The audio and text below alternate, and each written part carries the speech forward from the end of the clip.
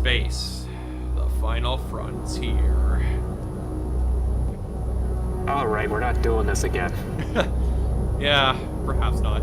Hello everybody, and welcome back to the Mega Metroid Marathon. I'm your host, Hatfield15, joined by a few of my friends from Approach Vector Studios, like TDW1821, Max Deadmare, and Diz Voices. And today we are playing Metroid Fusion, the last stop in our journey before Metroid Dread.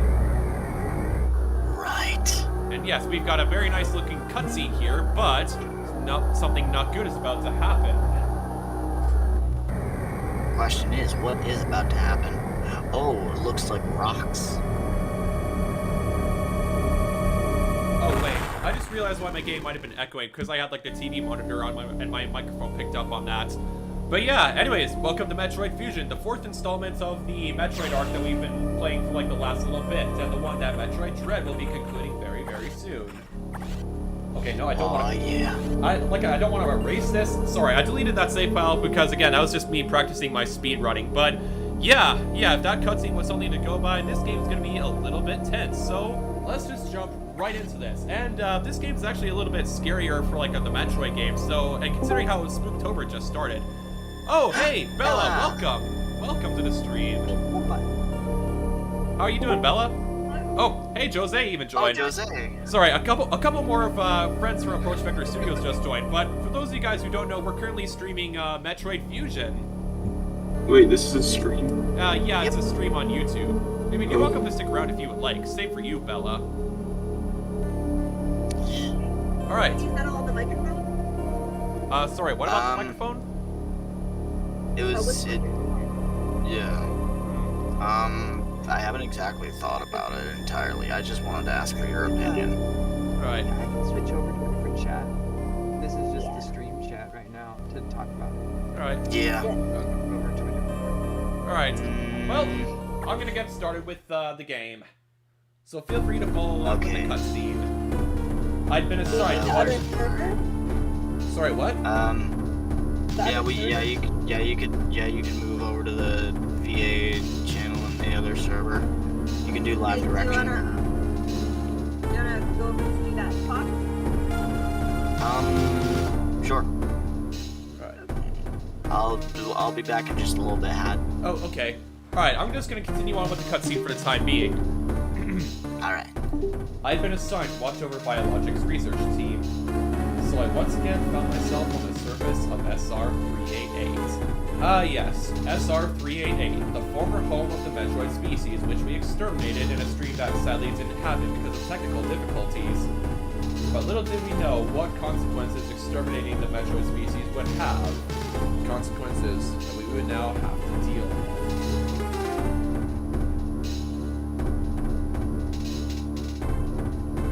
It was there that I was attacked by a life form I had never encountered before. It was only later that I learned the identity of my attacker, the parasitic organism we now know as X. Unaware of my condition, I was returning to the station when disaster struck. Once the X had infested my central nervous system, I lost consciousness and my ship drifted into an asteroid belt. So there, ladies and gentlemen, is why Samus went careening into an asteroid belt in that cutscene we saw at the beginning, because she had become infected by this deadly parasite. The focus of this game now.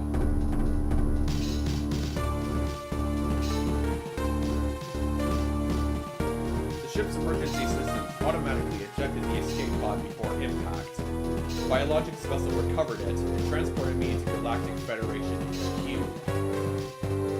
However, during the journey, the X multiplied within me, corrupting large areas of my power suit.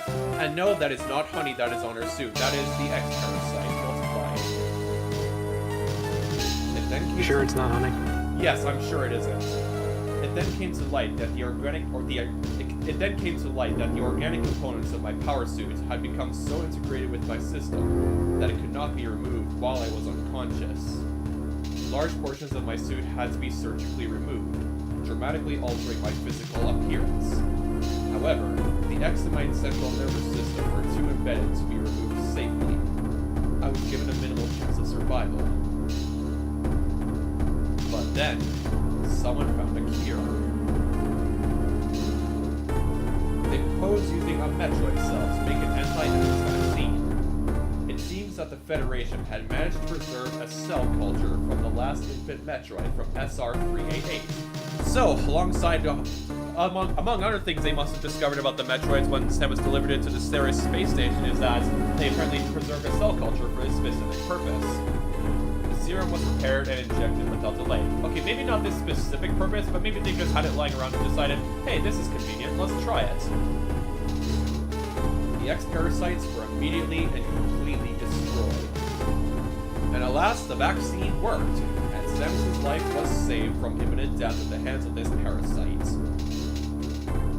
And yes, this is where the blue and yellow variants of, this is where the blue and yellow palette swap of Samus and Smash Bros. Comes from, the Fusion suit. As for me, one life ended, yet I survived, reborn as something different. So yeah, it's ironic, isn't it? The very species that Samus exterminated some time back is now that which she's been essentially fused with. Pondering this fact, I realized I owe the Metroid conflict my life twice over. Yes, she does, because the baby sacrificed itself at the end of Super Metroid. Will soon be arriving at the Bsl Research Station.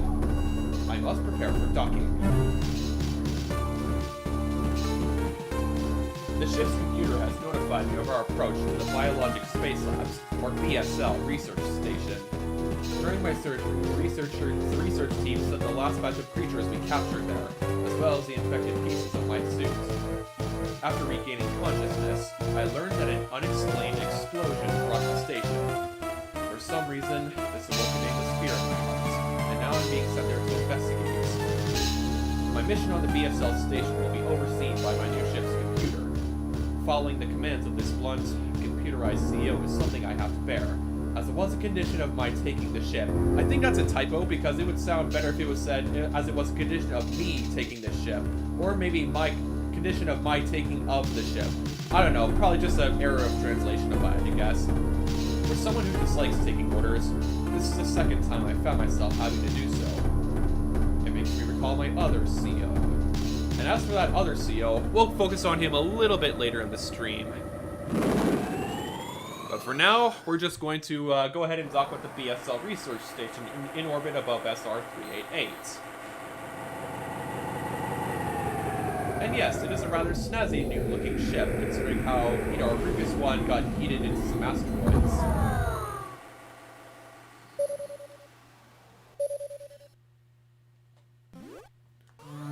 There's been an explosion in the quarantine bay.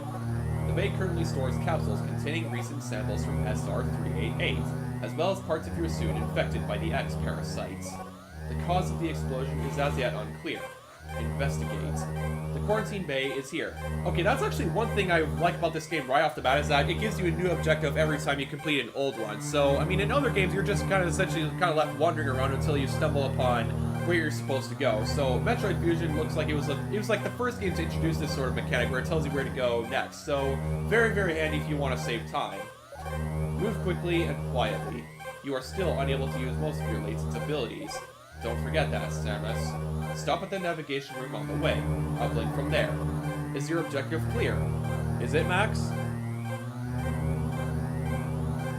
Well, I'll take that. I don't know, is it?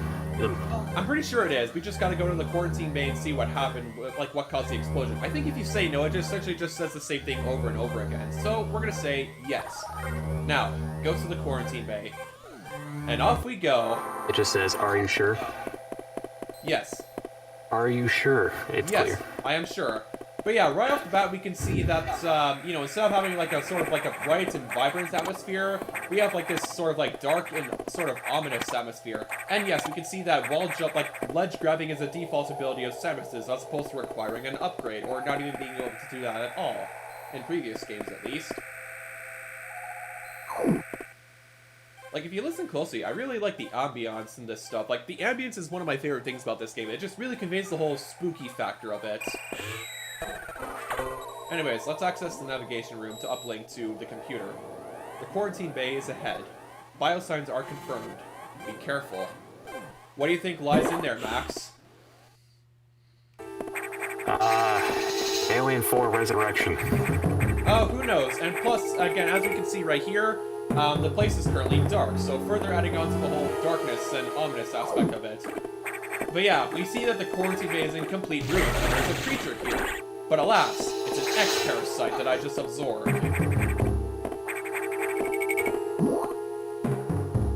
I hope the others will be back soon, because they really do not want to miss what's going on here. There's some important lore going on here. Yes, indeed, and we're about to figure out more about this deadly parasite that nearly killed Samus. This is unfortunate news. The specimens brought back by the field team were infected by the X-parasites. The X can mimic its prey. Any specimen could have hosted it. Before the explosion, a security sensor scanned one. The gelatinous X-parasites invade and rapidly reproduce, killing the host creature.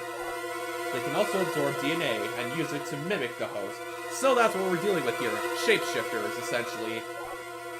You were almost killed by an X... John Carpenter's the thing. Yeah, you were almost killed by an X-infection. Only the Metroid vaccine saved your life. It seems Metroids were the main predators of the X. That's why the vaccine worked so quickly and so well.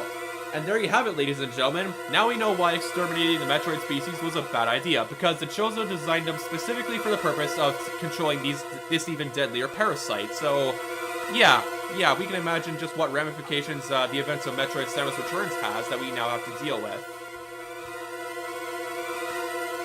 But it has also changed your cellular makeup. You will never be infected by an X again. In fact, you can now absorb any free-floating X-parasites without a host by merely touching them. This will allow you to replenish health and restore weapons. You may also restore latent abilities this way, so pursue free X-parasites whenever you possibly can. Okay, so it's a bit of a different twist as opposed to like collecting like the health orbs and like the floating missile items. We just now have to absorb X-parasites now to refuel our stuff. This station is home to many species, some violent ones. You must keep the X out of the breeding environments at all costs. This is vital, Samus.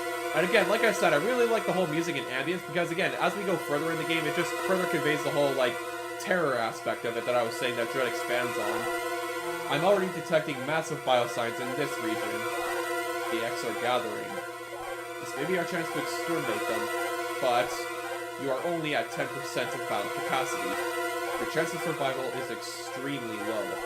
The Federation needs you alive and on duty, Samus. Now, get going. I've released the lock-on level 0 hatches. Look for the blinking hatches. Okay, so the doors are now open. And, you know, we actually get some more, like, happy and vibrant music as opposed to, like, the whole, you know, unnerving sort of stuff. And actually, another thing, too, about, like, the whole objective thing about this game is that, like, you go into, like, the pause menu here and you press A to get your objective. So, again, a further reminder as to, like, it tells you, like, what to do next. I'm not sure how many, I can't remember how many other games actually do that. But yeah, you just saw right there the X-parasite mimicked creature similar to what we found in the quarantine bay earlier. Just, you know, further showing just what the X are capable of. Okay, looks like we have another navigation room right up ahead. So let's see what our computer has to say. I've received news from HQ. They can support you with downloadable weapons data. Once you have this data, you'll be able to use missiles. This will help against some enemies your beam can hurt. Head to the data room for the download. The data room is right here. Is your objective clear? Yes, it is.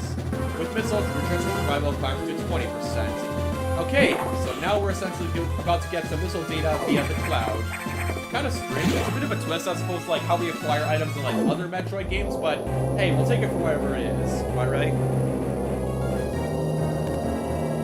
Oh, and Head to here's the actually... data room. Oh wait, you're already here. Yeah. And now, here's another thing about like Metroid Fusion that I like. We got some scenes like this where Samus actually kind of monologues about certain things.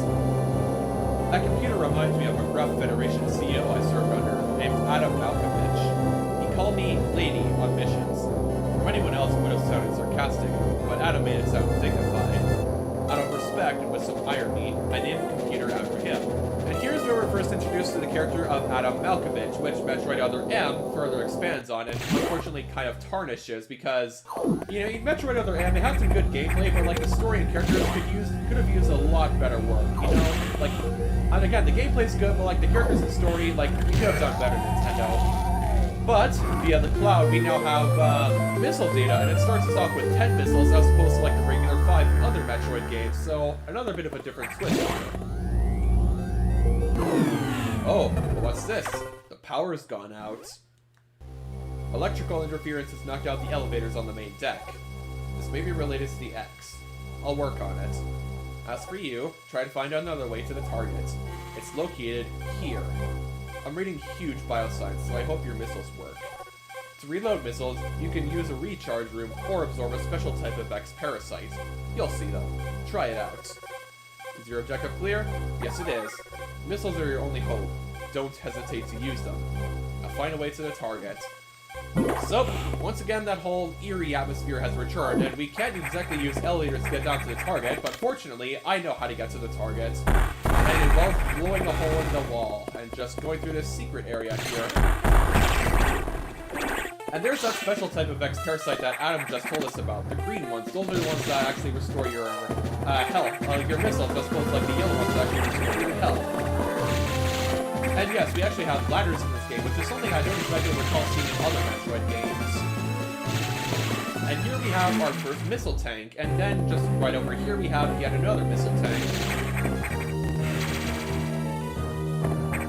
Alright, anyways, enough expansion collecting for now, so out of my way, X-zombie thing. Oh, you dare stand in my way? But yeah, right over here we have one of these hatches, which will now attempt to shoot us from getting to the boss. So, I mean, it's a bit of a random cycle, but eventually you just gotta shoot it with missiles when it's like, I forget what part of the eye that's called, but like, when the eye is like, visible like that. But I messed that up, so now we have to deal with it shooting more lasers. And there we go. And you can see it gave us like a red X parasite, which restores health and missiles quite a lot. Alright, here we go. Our first boss is nearby. And we have our first, and soon enough, second energy tank, because there's a little secret right up over here, in which we go through, and bam, we already have 2 expansions of missiles and energy right off the bat. Now we drop down here, so here's the biosigns that Adam warned us about. Oh! So yes, they wanted to give it boss out here is this is one of the earlier bosses that we fought in Metroid if I remember correctly, it's where you actually get like the spring ball upgrade from.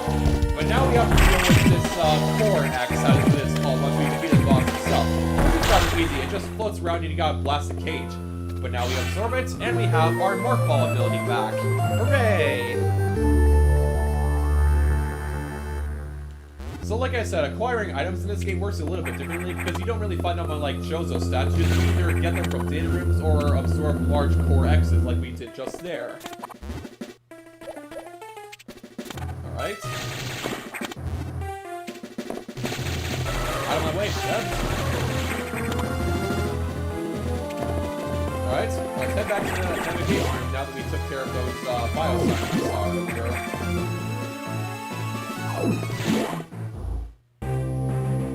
Okay, down we go.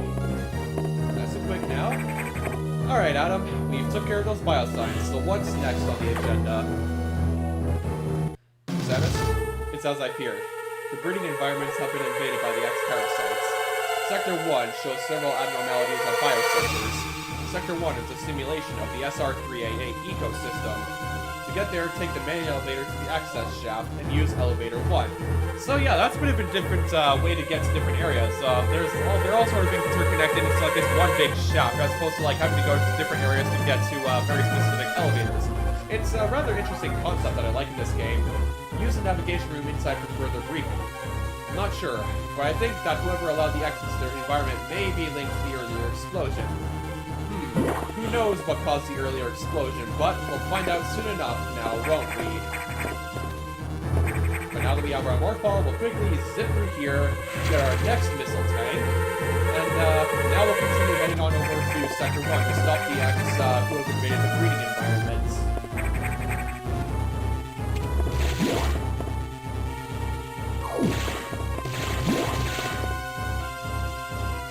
Alright, here we are. Down we go. Oh! For but it looks like we have a guest.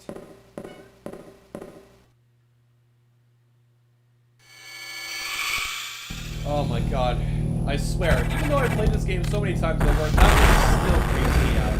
Like, it just absolutely creeps me out.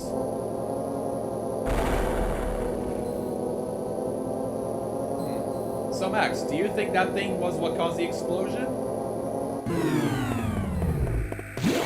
I mean, innocent until proven guilty? I guess you're right, that's how it works in Canada, but I mean, considering how that it was us, but at the same time it wasn't us. Anyways, we're here now, so let's see what we've got to do here at Sector 1. The main elevator leading to the access shaft has been severely damaged. It will be totally unusable for some time, unfortunately. Some unknown agent is at work. Something very powerful. Certainly not human. I'll report when I know more. Now, listen closely. The X in Sector 1 have invaded the atmospheric stabilizers. They must want to alter the environments to their needs. They are already reproducing. Clear all 5 atmospheric stabilizers to stop them. Now, get moving. Okay, so we've got 5 atmospheric stabilizers to regulate the force of the X from multiplying exponentially. So, let's hop right to that. And yes, this is the exact same thing that played in the prologue. And yes, for those who play Smash, this is the same theme as the whole Sector 1 thing, as part of like one of the whole Metroid soundtracks. Okay, I'm not sure what those things are, but they're kind of annoying. But hey, we've arrived at our first atmospheric stabilizer, so let's go ahead and stop this madness. And all it takes is 3 missiles to clear the first atmospheric stabilizer. But alas, we still have 4 more to deal with, so let's hop to it. But yeah, as Adam clearly stated, Sector 1 is a clear replica of the SR388 ecosystem, so yeah, it looks quite similar to what the planet we saw in the beginning.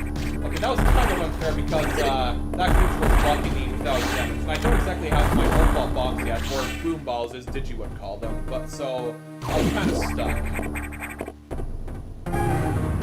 Oh, nevertheless, we made it to our second atmospheric stabilizer, so let's clear out any XP encounter, and let's take care of the main guy.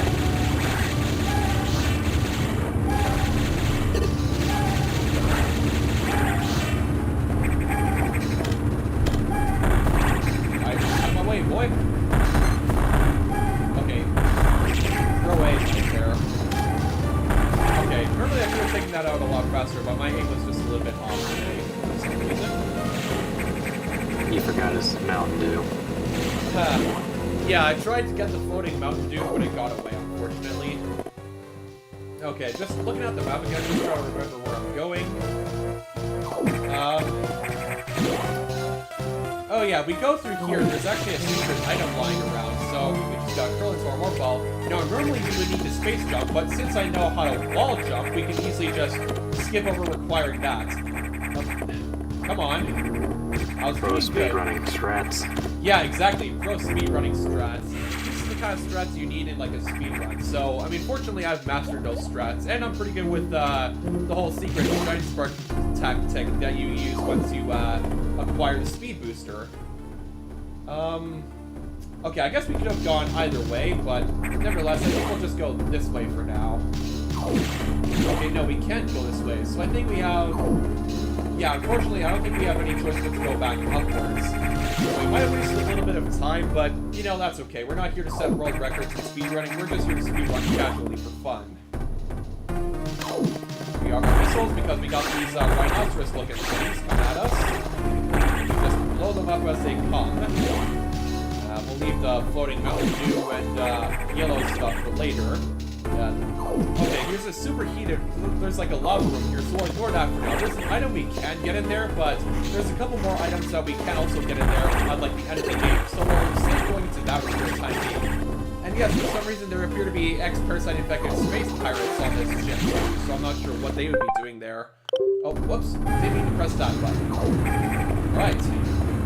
Here is our third atmospheric stabilizer, so we'll just hop, skip, and jump across, and just utterly use the atmospheric sites messing with the stabilizer. Out of my way, boys!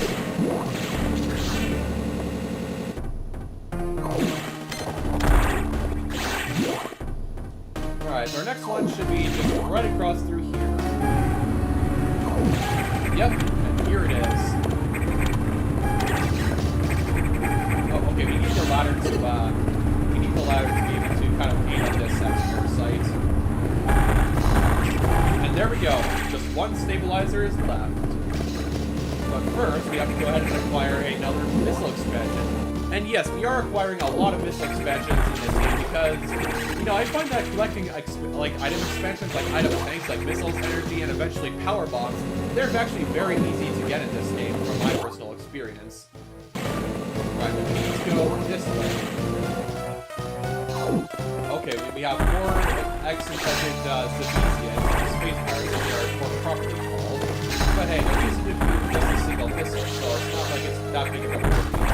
I mean, we're on a station that's overrun by this extremely deadly parasite, so of course, like, why wouldn't we have to worry about something?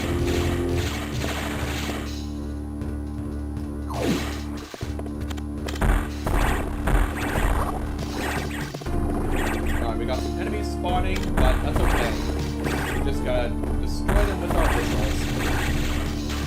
And then we just jump up over here, which thankfully our jump ability isn't too hindered by the water, so it's still easy to get up. But right through here, we see we have another of these guardian patches, as they're called, or whatever they are actually called. We just gotta hit it with 3 missiles in order to be able to get in. Alright. And there we go, we have our red X-Parasite door, which refuels all our stuff. Oh, what's this? A Chozo Statue with... Oh! Nope, just kidding, it's another X-Parasite. This one's a little bit different from the core X we saw when we fought the first boss. That's because it has like a sort of eye that opens periodically, but when we hit it with missiles, it shoots like a beam at us. So this is actually how we get like beam upgrades in this particular game. We just fight these beam core X's, and then we get items like the charge beam, which is, as I've iterated over and over again, your very best friend for when missiles don't work. And you'll very well see why the charge beam is your best friend in this game when missiles will have no effect. You will most certainly see that much later on in this game. And we could go through and get the last stabilizer online, but first we have some items to collect. And this one, you know, there's quite a lot of enemies in here, but we just zip through with our waterfall, and yeah, it's as easy as that. Took a little damage, but that's okay. There are like an obscene amount of energy tank, and there's an obscene amount of energy tanks in this game, and you'll see that because some of the enemies here, like on the bosses, do like crazy amounts of damage. So I think there's like 20 energy tanks in this game as opposed to like the usual like 14 or whatever. So yeah, we're definitely dealing with the big threat here if there's that many energy tanks. There we go, that's our first objective completed. And we made sure to absorb the floating honey and mountain dew before we left.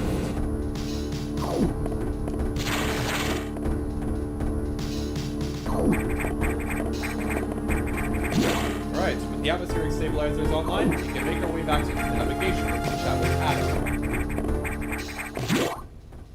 Okay, yeah, this is the right way. Sometimes you get a little lost, so you just need a little reminder. Alright, just a few extra sets around here, but there's really no match for your armor and missiles.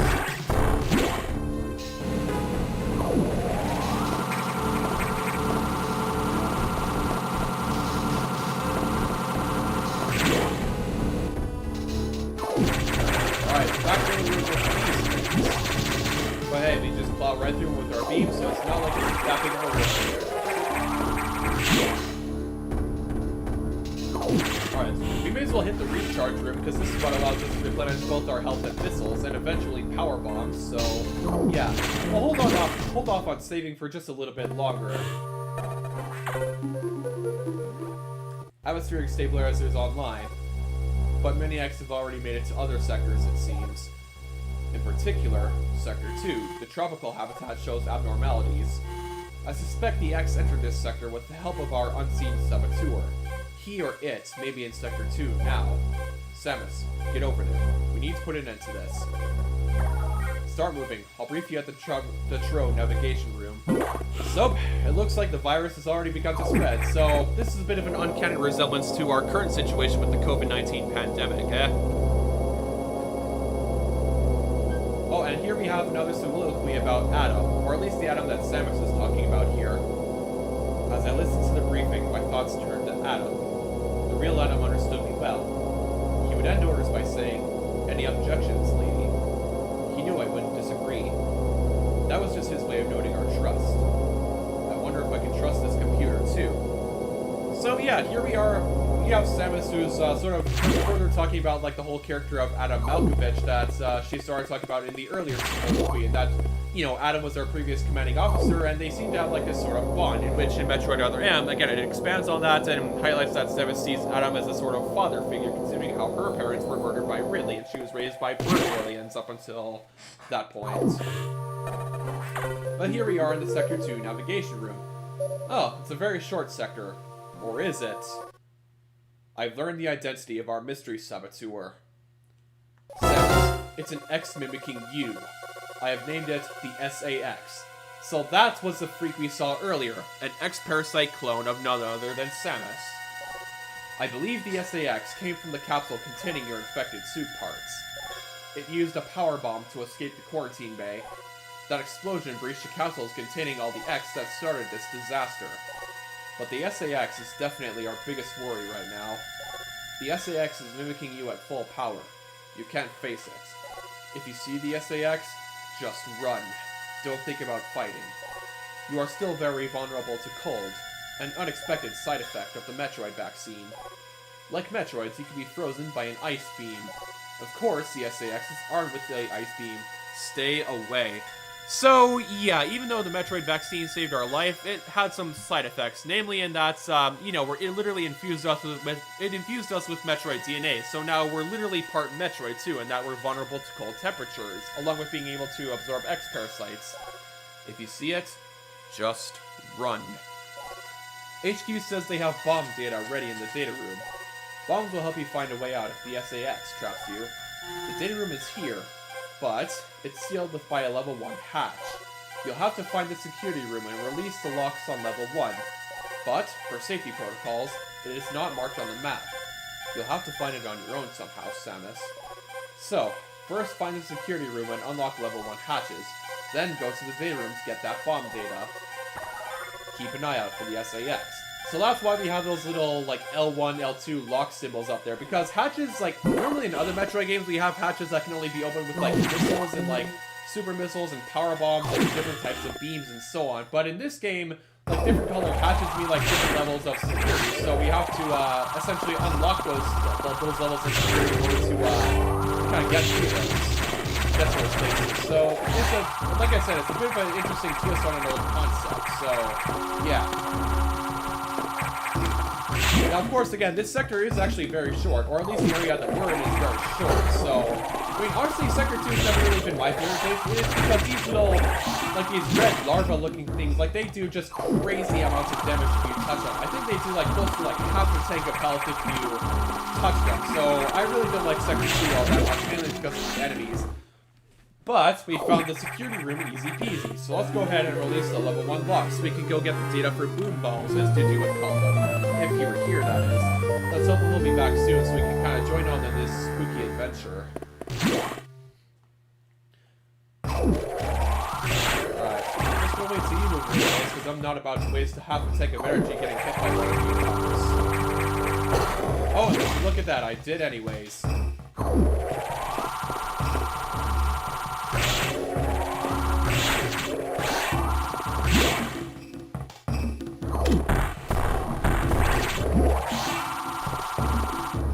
Okay, the data room is right up ahead. Oh, but there's another creature. Thankfully not as damaging as those raw raid. But, yeah, anyways, boom balls, here we are.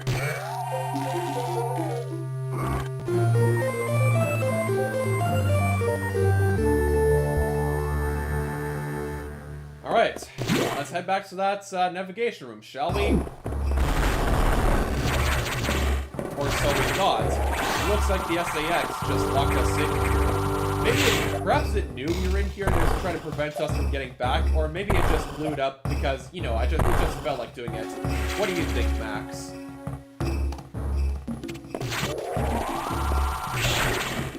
It can do whatever it wants. Yeah, perhaps. I mean, we are dealing with we are essentially dealing with like a mindless clone of Samus. So of course, again, this is why Adam told us to stay away from it. Not just because of the fact that it can freeze us and kill us in like a matter of seconds, but yeah, also because, you know, obviously it's a clone of Samus Aran, one of the most powerful beings in the galaxy and one of Nintendo's most powerful characters. So of course, again, the SAX poses a real threat. Stupid things.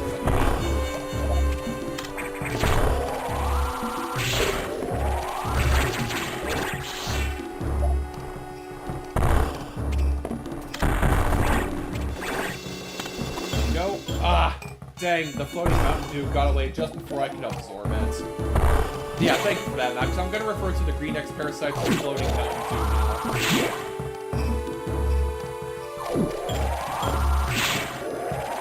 Does that make the red ones code red? I don't know, because I don't drink Mountain Dew, but perhaps it does. I don't know. Now, we're just going to run down here. The Now, red there's ones like... are code red now.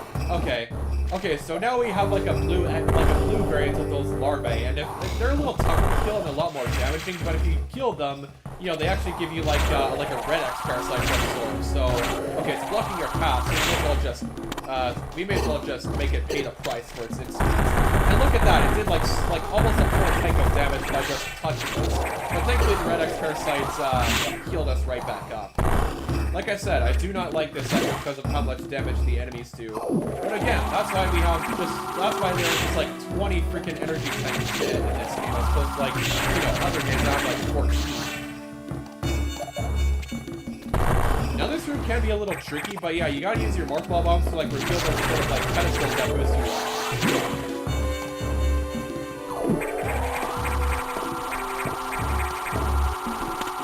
This place is a little bit of a labyrinth, so it might be confusing for people coming through this way the first time, but thankfully I know where to go. This is actually where we get our high jump ability, like our high jump boots.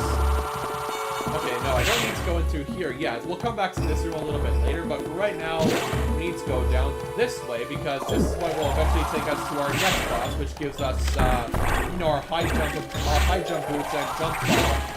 And yes, it does give us like a spring ball like much earlier in the game as opposed to like Super Metroid, so yeah, it's definitely a lot more convenient.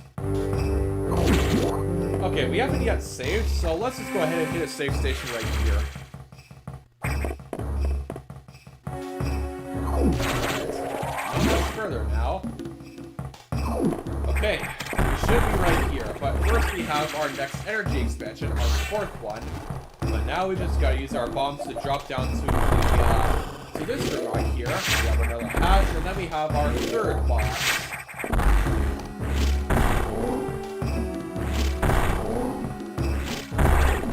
Alright, there we go. We killed it and we absorbed the code red. And here we have our third X-Parasite boss. And it is, whatever in God's name this is. It's actually a pretty easy boss because it just leaps from side to side, and then eventually you just hit it with Bsl. Now, if it actually eats you, it's easy. You just gotta lay a whole bunch of Morph Ball bombs in order to, you know, deal damage to it while you're kind of inside its skulls.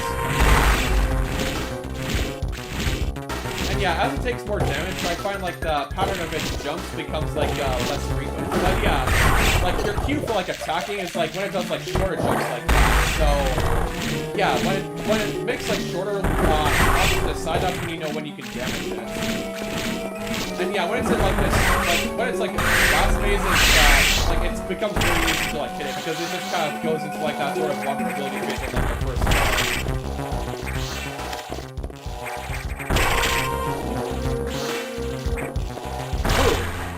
Alright, and with the power of this X-Parasite being absorbed, we can now jump higher and in our Morph Ball ability.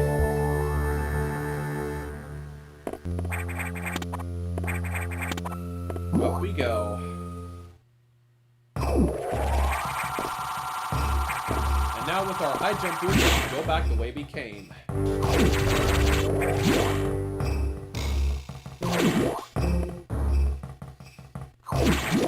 Oh, but we see here that the larva, like the red larva things, they've all turned to like rock or something like that. Oh, and it looks like the SAX has blocked our escape yet again, but fortunately, we can use our boom balls, as Digi calls them, to go through here. be very, very quiet. It's literally right below us.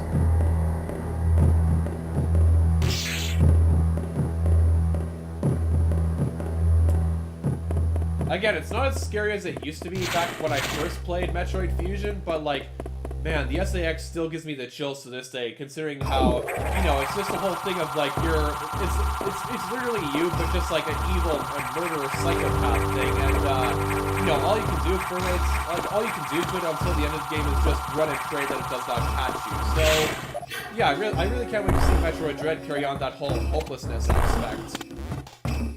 See if they reimagine this as in the Metroid Prime style, people will probably buy it. Oh yeah, People buy it Metroid regardless, Fusion but people probably buy it more. Yeah, Metroid Fusion remastered into Metroid Prime style. Holy crap, the SNX would be like 1,000 times more terrifying than it is in Metroid Fusion. And yeah, I feel like I would definitely buy it, and then maybe have to get a few pairs of underwear on standby because, oh man, 4K SAX would just, it would make me terrible. It would give me nightmares for like a good while. Why buy the underwear when you can buy adult diapers? Yeah, because I'm more manly. I don't know. I mean, yeah, like I said, I'm not as scared of the SAX as I was before, but it's still kind of scary. Now, normally you would need like another upgrade to get this Bsl expansion, but you could easily get it without the upgrade if you're brave enough to take a little bit of damage and then jump over these stacks.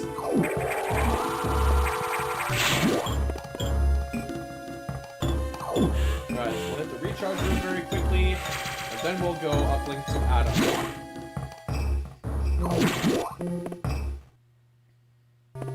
Alright, Adam, we're back, and we encountered the SAX. Thankfully, it didn't see us. Samus, we've got trouble. Releasing the security lock may have been a bad idea.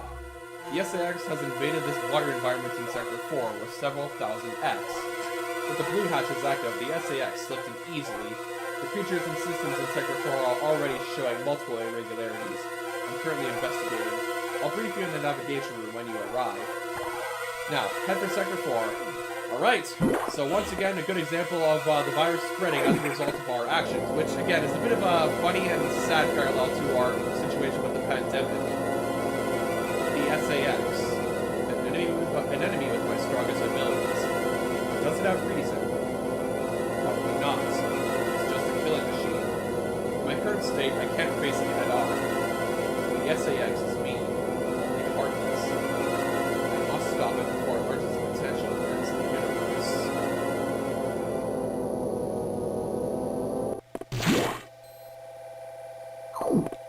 And thankfully, we don't have to run all the way to the other side of the access shaft in order to reach the elevator to go to Sector 4.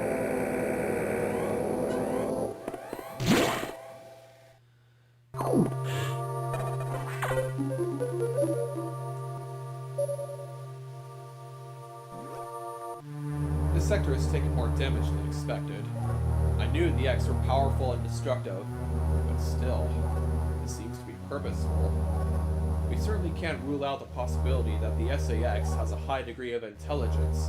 Or can we, though? We don't know, because again, the SAX is literally Samus, but just mindless. I find the X fascinating, especially the SAX. But I digress. This sector is home to a very large creature the researchers called Cirrus. It is capable of moving and attacking at ultra-high speed. The more senseless... Hey Digi, welcome back!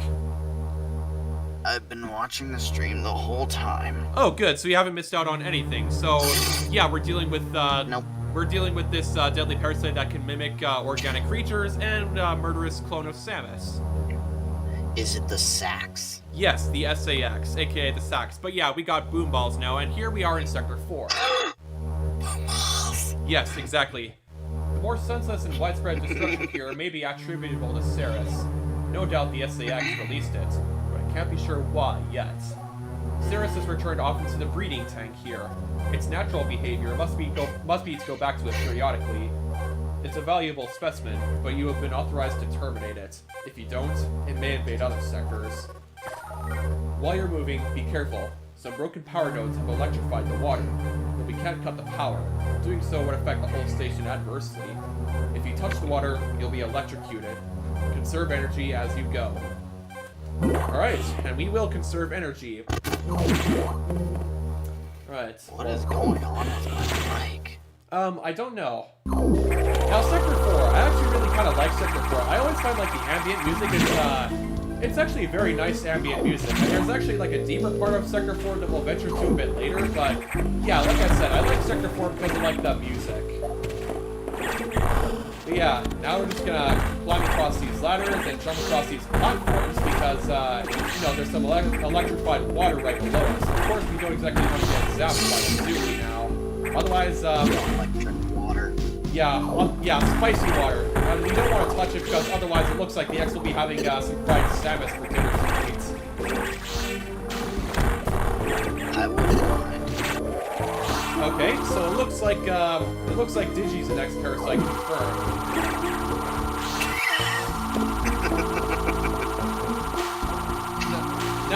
Now, spoiler alert, this isn't actually the way to Samus's breeding tank, this is actually just the way to an energy tank that's not too far away from the breeding tank. Now, unfortunately, we can't get it from the other end because it's blocked off by 3 NPC right here. But, yeah, we have an energy tank, and now we have to go off-route one more time to collect another missile expansion that's along our way. But after that, we'll head straight for the boss. And as out of the explanation highlights it, we'll actually be getting the speed booster ability from defeating the boss. And yes, the speed booster is the ability that makes you go super fast through walls and stuff. So it makes you go zoom. Yeah, it makes you go running through the 90s. And yes, before you say anything, Digi, Samus' fusion suit here, it's actually, this is where the blue and yellow palette swap for Samus and Smash Bros came from. Yeah, and if you stuck around long enough for the prologue, you'll see that, again, Samus got infected by the X-Parasites, and, you know, a lot of her suit had to be surgically removed, and she was essentially infused with Metroid DNA, which is what saved her life. So yeah, that's why the vaccine worked so quickly, because, you know, X-Parasites, like, they only fear one thing, and that was Metroids, because the Chozo specifically bred Metroids for the purpose of, dealing with the X-Parasites. But of course, since Samus eradicated the species in Metroid Samus Returns, those X-Parasites were allowed to run amok until we're currently in the situation we're in right now. So yeah, quite some unforetold consequences there, huh?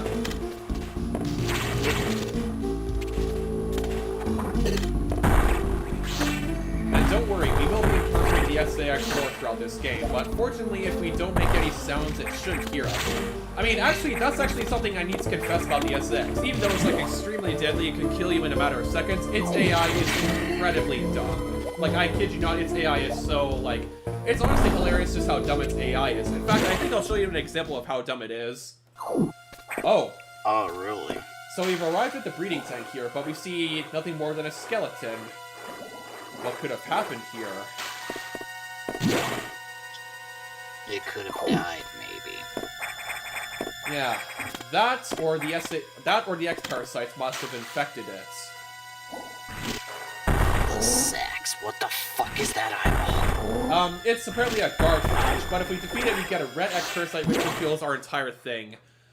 But yeah, here we are in this separate room, and if we tread very carefully...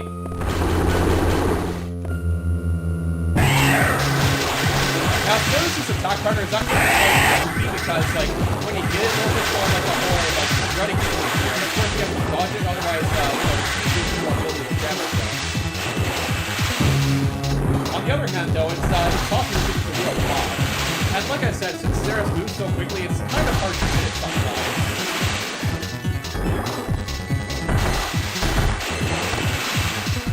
Right, come on, Samus. Get yourself up.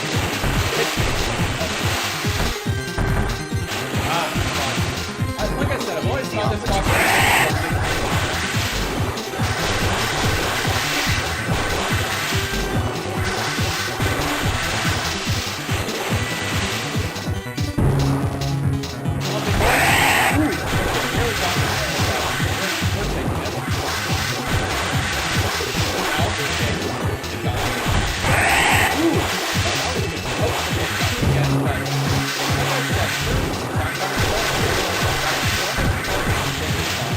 or maybe there is an attack pattern, but I need to have to, like, touch it.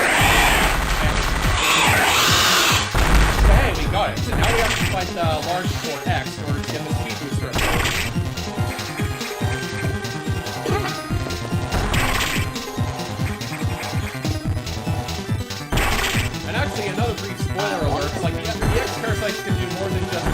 organic creatures. Like, the X parasites are capable of so much more, but we have yet to find out just what else they're capable of. But how much? Oh, you'll find out soon enough, my naive little friend.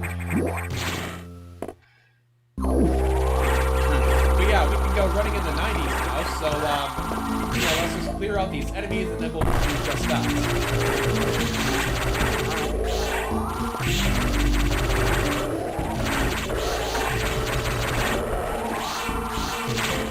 Okay, let's just get a speed boost going, and down we go.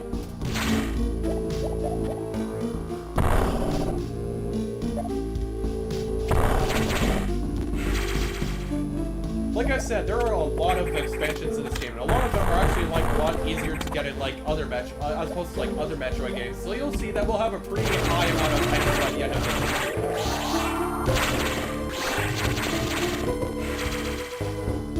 it. Right, that's all. Like, look at that. That's already 75 missiles. Normally we would not have that many missiles this early in the game in like other Metroid games, like Real Mission and Super Metroid. So yeah, like I said, there's just a lot of very easy to get items in this game.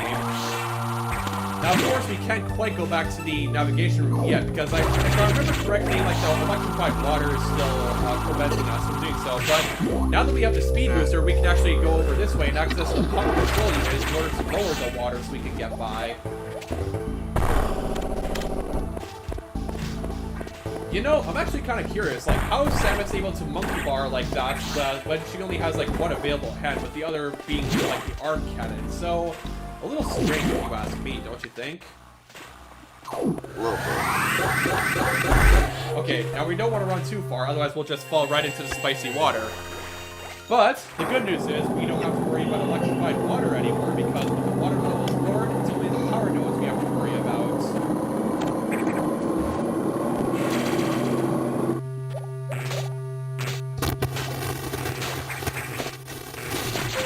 Okay, going near that power node must have caused interference with the My mic? Yeah, I heard a bit of static coming from your mic, and I just made the joke about how, like, even being near one of these power nodes caused that.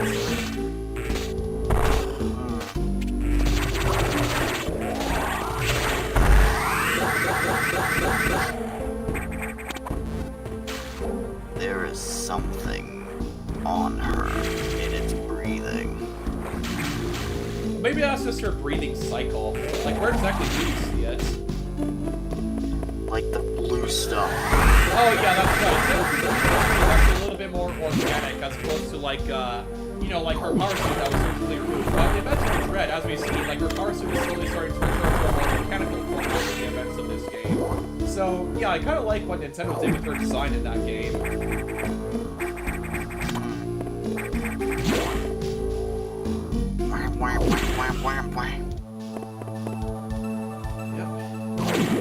Alright, Adam, we've taken care of Ceres and we lowered the water levels. So, Ceres had been infected by the X2. Well, as a result, we recovered another ability. At this rate, we may be able to face the SAX yet, but that's still a ways off.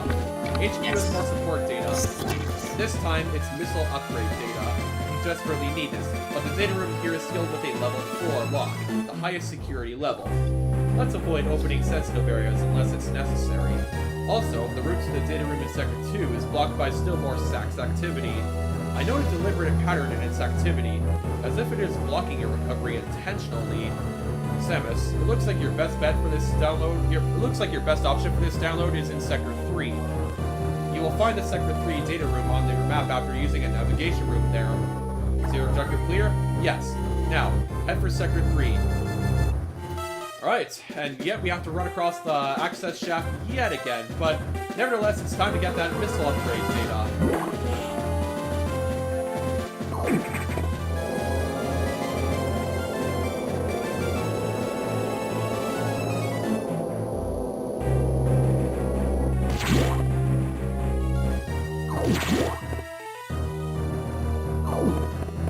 Alright, we gotta go fast. And we're here. Down to Sector 3, the superheated environment we go.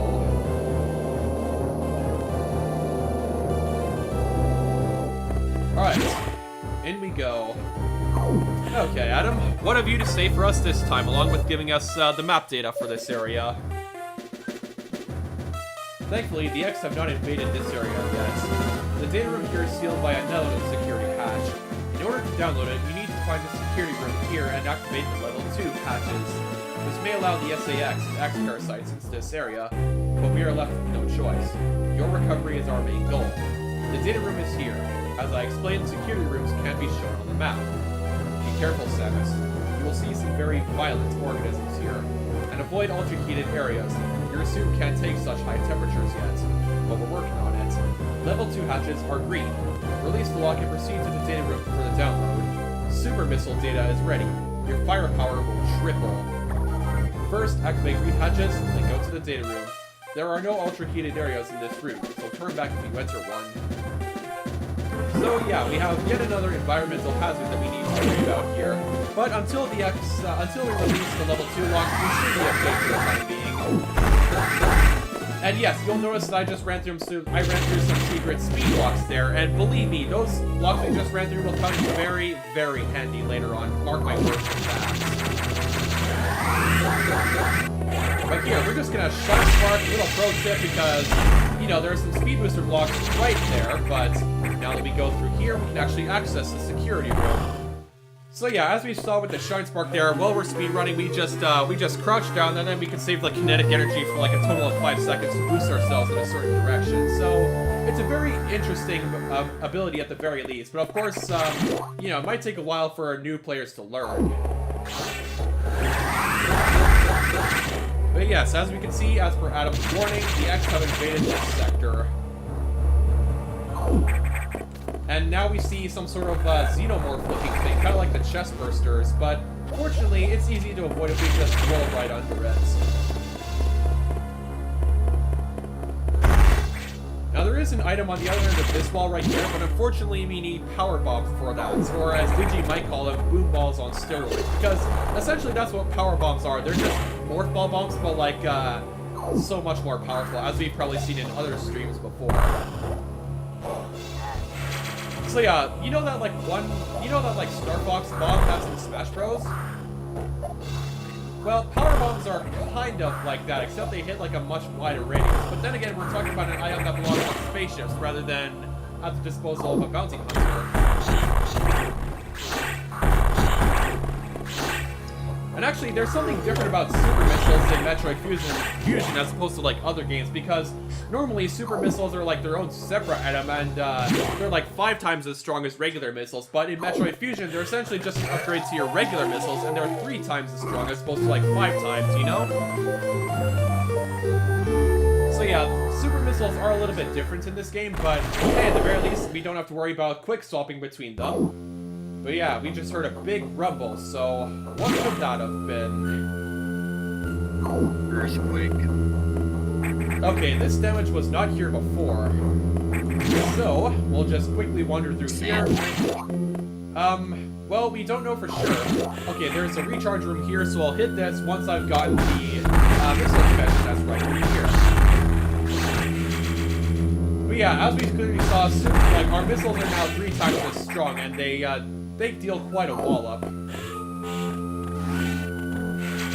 Man, look at that. We're like how many minutes into the stream and I already have like almost 100 missiles.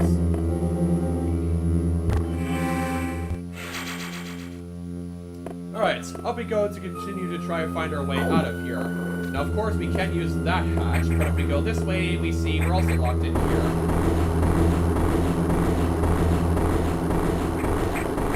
What do you think's on the other end? What do you think's on the other end of the door, Digi? Probably the sax.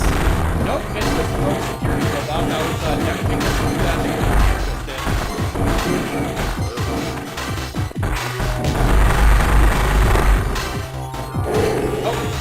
Like I've actually fought this boss once before, like in my practice once, and I actually took no damage to it whatsoever. I didn't take no damage running against this one. But even so, we defeated it like record time, so that's something. But alas, the robot got away, so we'll be seeing it again eventually.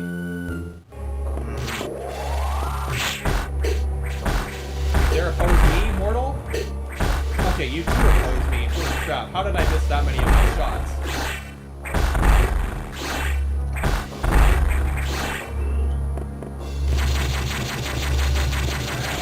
Okay, yeah, that's where we get our next item. Now this is another bit of a item that requires you to Shine Spark, but fortunately I know how to do that. Yep, there we go. We just use it to destroy that single block to get our next missile expansion, and now we have more than 100 missiles at our disposal. Hooray, I guess. Now I think, yeah, that's another expansion that we get, but unfortunately I think we need the screw attack in order to get the item that's behind those speed booster blocks. And I think like the screw attack is like the last item you get in Metroid Fusion, so yeah, unfortunately I don't think we'll be getting that item. Oh, okay, I just suddenly, for some reason, glitched inside that platform, so for a moment I broke the game. What, boy?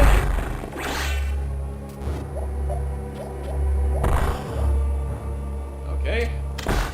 Alright, we made it back safely, and thankfully we didn't enter any of those superheated rooms that we can't exactly protect ourselves from yet without the variant suits. May as well hit the recharge room again since it's convenient.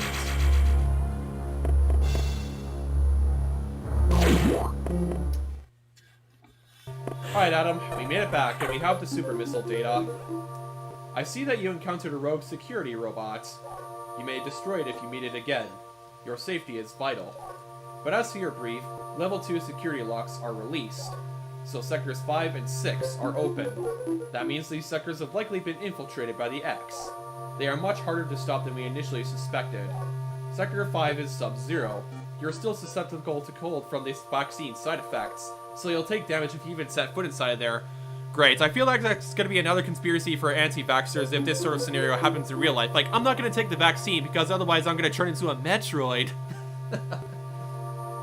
Sorry, just figured I would make a little anecdote, considering how, again, the situation with the X-Parasites sort of parallels the COVID-19 pandemic. Kind of funny, but also kind of sad at the same time.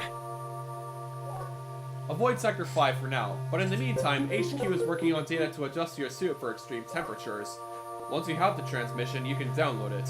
But, the X have destroyed all the data rooms you have used so far. I no longer doubt their capacity for critical thought.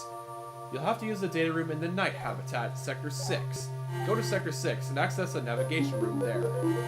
So, it looks like we're off to yet another sector in which we have to run all the way across the access shaft yet again. Tread lightly, Samus. You are the only one who can do this. And the X may be much harder to stop than we know. Or the X may be much more dangerous than we know. So yeah, now we see that the X are much more intelligent than when we first thought. Oh, exposition time. Are you guys ready? Does Samus suspect anything? No, I don't think so. Good. Monitor her closely. Affirmative. Out. Ooh, conspiracy.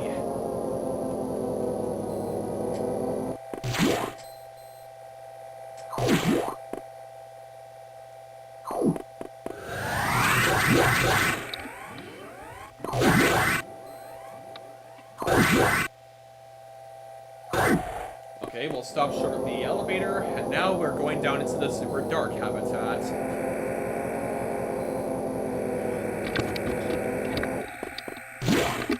Messing around with your mic there, boss? I'm trying to. Okay. See what's making it do the thing it's doing. Alright. The various suit data is here Because for I sound like a robot. Oh. Oh, actually, you know, funny enough, if you want to try and take a turn to read Adam's lines, you can easily do that since you sound somewhat robotic with it. Only if you want to, of course. It was just Various suit data is here from HQ, ready to download. Get moving to a data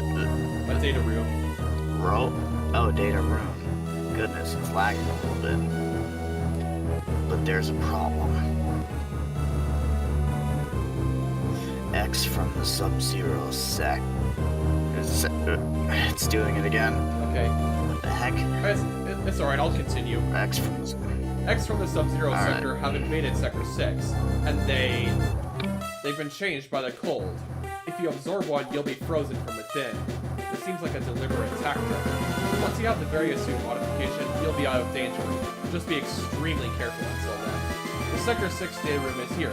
Remember, avoid the blue X. Use your beam to stun them in order to get by. Be careful. They are hunting you actively now, Samus, and this area is very dark. Proceed with extreme caution. So, the X are most certainly onto us by this point because they're trying to freeze us from within. How lovely.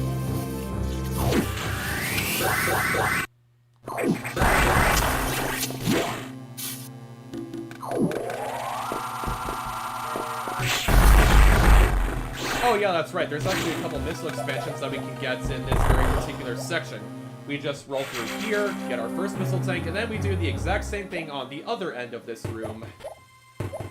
Place a boom ball there, and work our way through here to get an energy tank. Boom ball.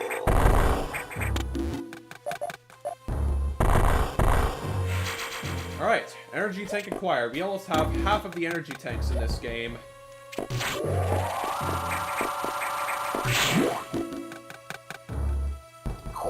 Oh, there's a blue X right there, but fortunately we can use our beam to stun them.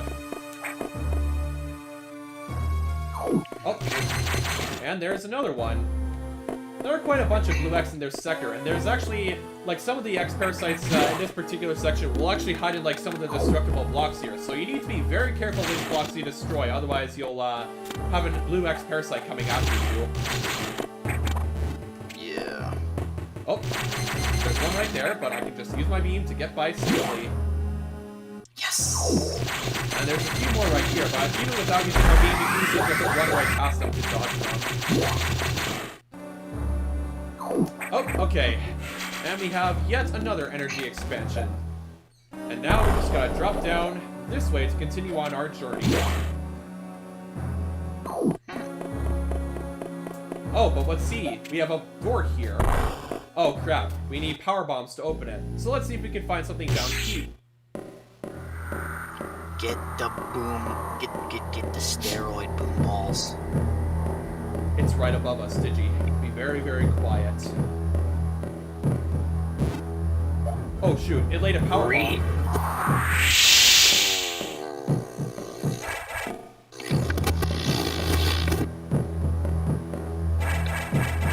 Oh, it's literally... I'm sorry.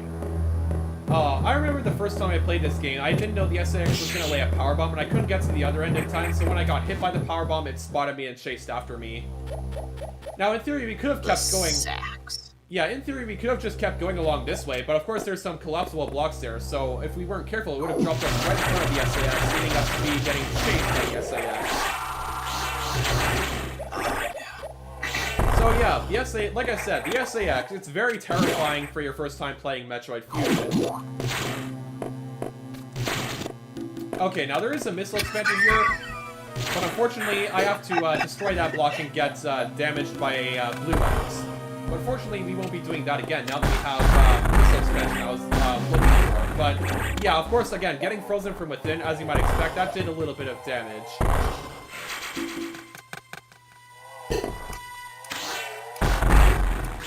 Okay, back through this. Oh crap! Ooh, you thought.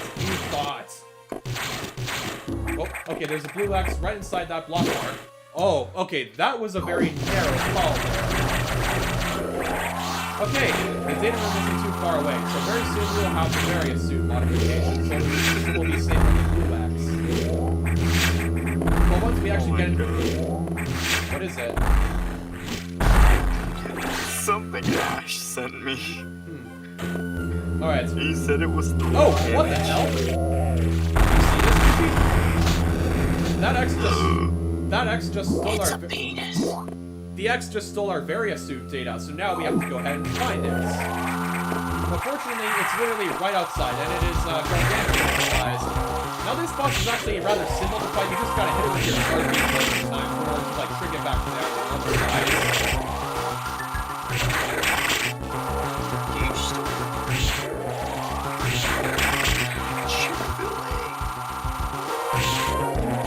Here, boy. Oh, okay, he came at me from behind. Alright, there we go. back down to size. You won't be stealing my various suit modifications and getting away with it, Mr. X. Or... Oh, yeah, I realized... Incidentally... Yeah, exactly. And incidentally, I also just realized I was a Resident Evil joke, so Ori would have been happy if you were watching the stream. Yes. And yeah, funny Mr. X. Yes. And now, Rio, we have the various suit now, so more importantly, we're now safe from extreme temperatures and we can absorb the blue axe without consequences. However, the problem is, I will admit, the Fusion various suit, I really do not like its palette swap at all. It just looks icky to me, in my opinion. Like, it just doesn't really look good to me. But yeah, now we can, again, we can absorb the blue axe and not get frozen. And if we weren't at full health, these things actually restore like 30 health points as opposed to like the usual 10 for regular yellow axe. Alright, now there's a couple of Yeah. Now we just have to go through here, get a missile expansion or a couple of them, and then we go back. And there's actually something very funny you'll see with the blue axe the second time you encounter them after getting the various suits. So originally they actually like actively came towards you, but now they're actually running away from you because they know that the jig's up. The jig is up! Yep, okay, I think I just stunned a blue X, so now we just absorb those two unlucky fellows.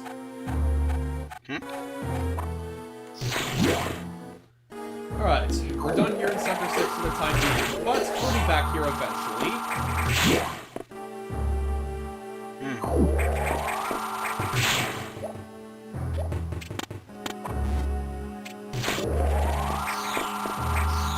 You can run, but you can't hide from me for that.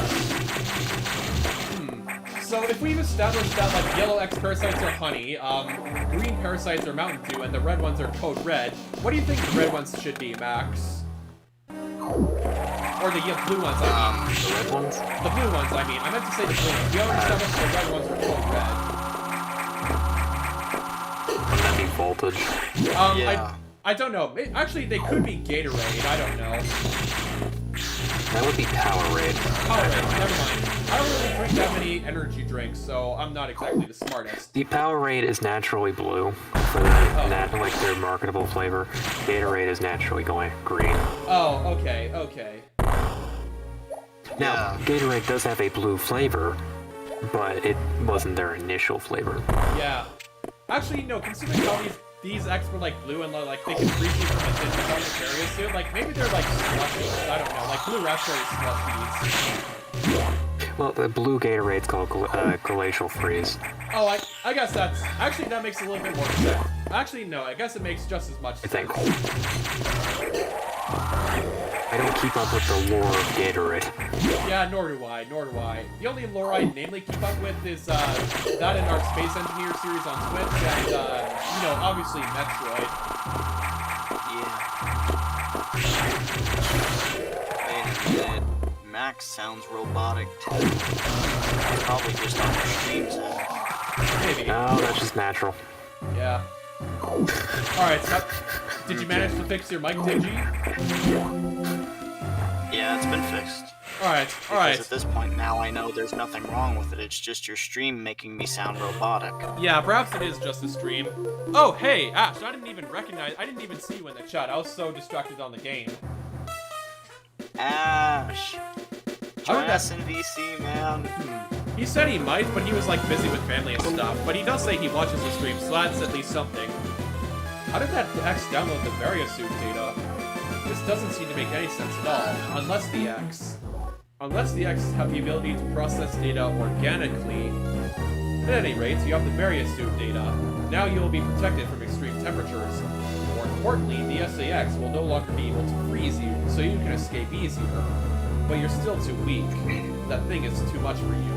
You currently have no way of damaging it. But my simulations indicate that a penetrating weapon like the plasma beam might work. Developing modification data will take HQ some time, though. There's also the chance that you may be able to restore your plasma beam by absorbing a large core X, as you did with the charge beam function. As for restoring ice beam functionality, I doubt it. Your current cellular makeup will reject that addition. I mean, I can understand how, like, if it was infused into my very body, it wouldn't go through, but, like, I mean, it's technically, like, a suit upgrade, but, you know, whatever. I mean, this fusion suit is technically, like, a more organic suit, but, you know, I'm not gonna complain about it. Therefore, HQ has developed an ice missile upgrade. This will add a freezing effect to your missiles. It will help. Go to Sector 5 for the download. So, yeah, we're gonna go ahead and get ice missiles as a substitute for our ice beam upgrade. Rather interesting, right? Yeah, and actually, a fun thing too, I was reading, like, the Metroid Dread reports, but, like, there's, like, a whole bunch of, like, upgrades that are returning in Metroid Dread, including the speed booster and, ice missiles, so very nice to see some more abilities return.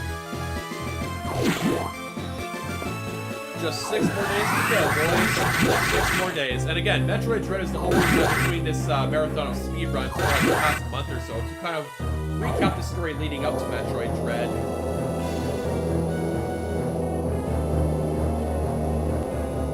Okay, here we are in the Canada sector. The Canada sector? Because it's super cold.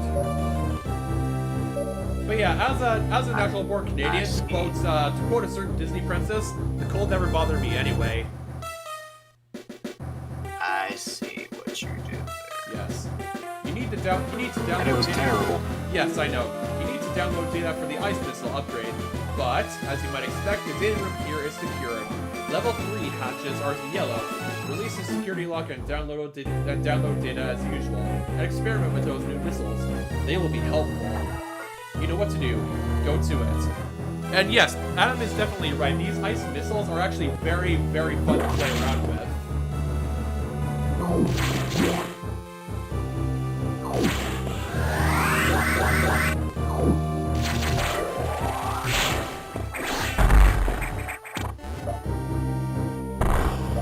Oh, okay, we need to destroy this block with missiles too. Okay, I thought it was only like the first one, but oh well, onto the cold environment we go.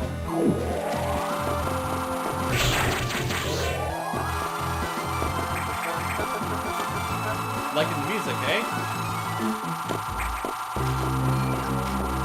And yeah, as I clearly stated earlier, the theme that played during the prologue in Sector 1 is the same as the remix in Smash Bros.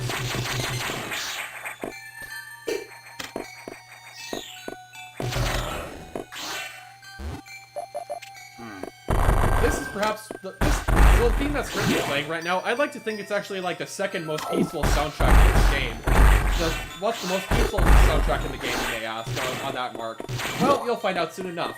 And actually, here's the funny thing about like the sprites of Samus in this game. If you look closely at her left hand on the arm cannon here, you'll see that it's still blue from her default fusion suit. So clearly someone must have messed up with sprite making because there's still some blue in like parts of her suit, even after we acquired the very suit and eventually the gravity suit. Some blue, da-ba-dee-da-ba-da. Yeah, very funny, very funny. You should have made that joke back when our suit was fully blue earlier. But hey, I'm not gonna judge you for it. I mean, that was the VC at the time, maybe. Oh, perhaps. Well, I mean, you joined us in the VC before we got the various suits, so it counts for something. Wait a minute, what the fuck? Her suit is pulsating like that. Oh yeah, like I said, that's because that's just the animation for Samus, like, breathing. I actually kind of like how the attention of detail they paid to that. I think that's sort of... I think they have, like, similar details in, like, Super Metroid and Zero Mission. But yeah, don't worry, that's just her breathing. But yeah, now we can go ahead and access the data room for ice missiles, let alone other areas of the station when we eventually come across them.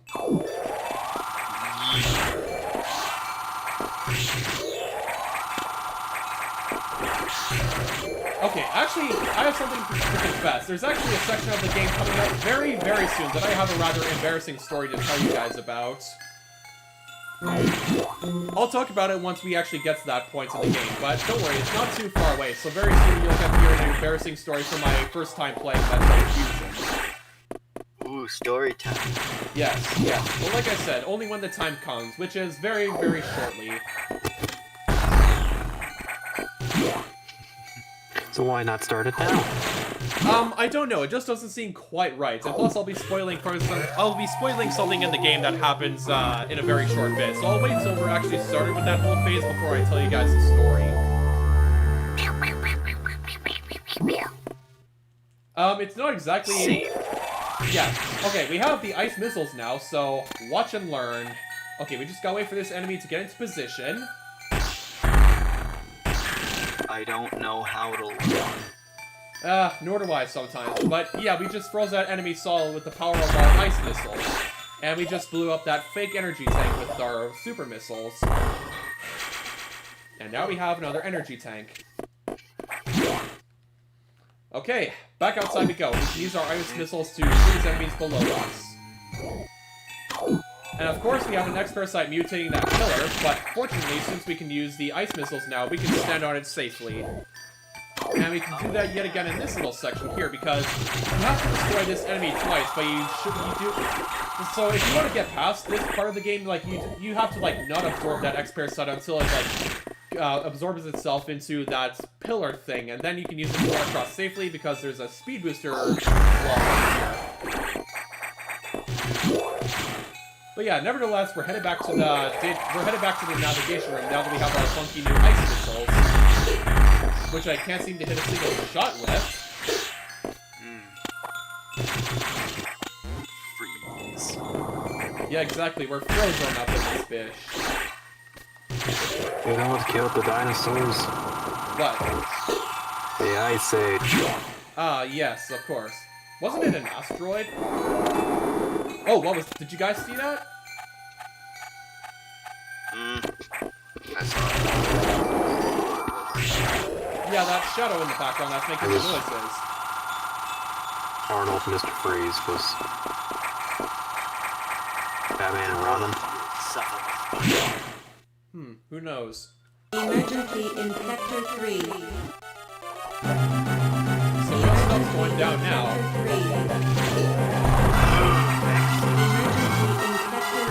Yep, if you can hear it, it's saying emergency in Sector 3. Emergency in Sector 3.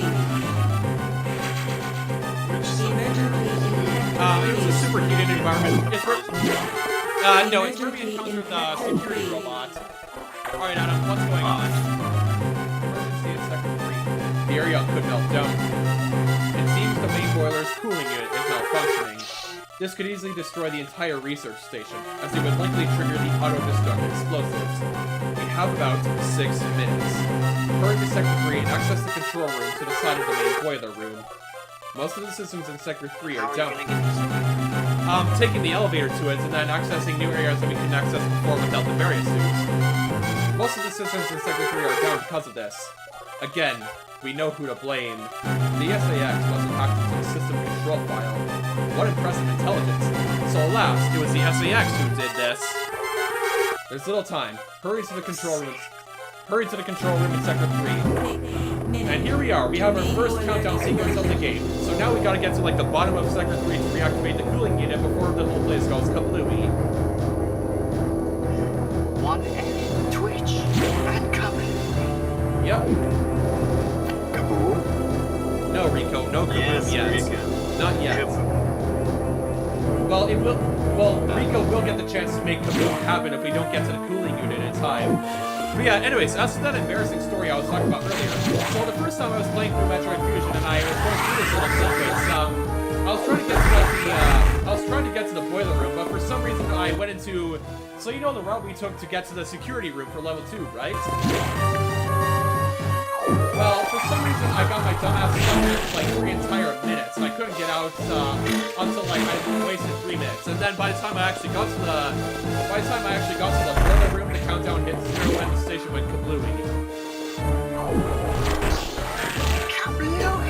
Yeah, exactly. It was a very embarrassing thing to have happen. Getting stuck in that previous route for like 3 minutes straight. Because, you know, when there's a sort of sequence counting down like this, you don't have much time to waste. Like, you gotta get down there ASAP lest you get a game over. And I remember just looking at the game over screen after watching the cutscene of the station go up in flames. I just remember there was sitting, like, I just remember sitting in my chair speechless for like an entire minute, realizing, like, I was just like, bruh. Why did I take the wrong route to get myself stuck in there in the first place? yeah, now we have these sort of purple worms that are various of the xenomorph looking things from earlier. Is that ketchup? Essentially it is, yeah. And we have little ketchup creatures running around here, so we won't let them stop us from reaching the boiler room control unit in time. Oh. Okay, that slowed us down a little bit. I forgot that there were fragile blocks below us, but now we just jump over. Okay, the boiler room is just literally right across the thing from here. Alright, here we are. We've arrived at the main boiler, and there's a few enemies preventing us. Don't worry, we still have like more than 2 minutes to get in here. But here we have another guard hatch blocking our access. Okay, we made it. Well, what's this? There's a human here sabotaging it. Hey, what are you doing? 4 minutes. Surprise, it was another beam Rex. So now we gotta fight this guy to get another upgrade for our beam in this game.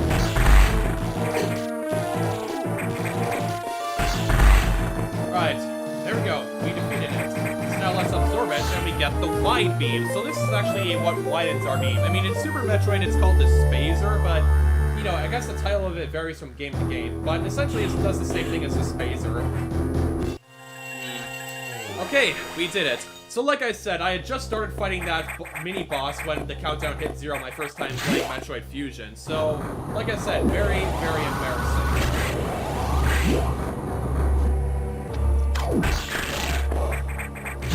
Alright, crisis averted. So now let's head back to the navigation room to see what Adam has to say about the developments. And of course, since we have ice missiles in the area soon, we can actually afford to grab a couple different items in this sector now.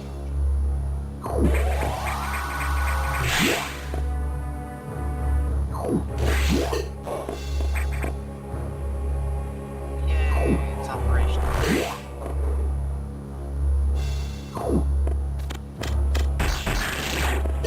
Ow, okay, I nearly took a dip into the ketchup spots. Oh great, what have you done, Disney? You got me into your language now. Wonderful.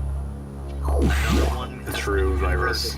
Yes, a virus more deadly than the X-parasites, who, as we've seen, are capable of knowing how to sabotage things, capable of processing data organically, and as you could clearly see, nearly destroying an entire station in an attempt to kill us. Alright. Oh, there we go. There we go. This item could be a little bit tricky to get. Like, it could be tricky to get up there without the space jump, but if you have your ice missiles and if you look around carefully enough, you'll know what to do. And of course, again, we can use our ice missiles to freeze these enemies because the blocks they're standing on are actually fragile. So if we step onto the blocks they're standing on, you know, we'll fall into ketchup. But alas, we safely averted that, and we now have half of the energy tanks in this game, and somewhere close to half of the missile expansion, too.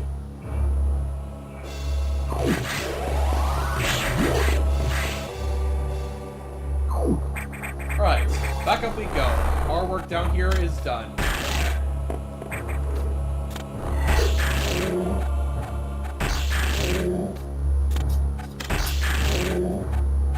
Just gonna freeze the worm-looking things just because it's a bit more convenient to do so when they're not attacking you.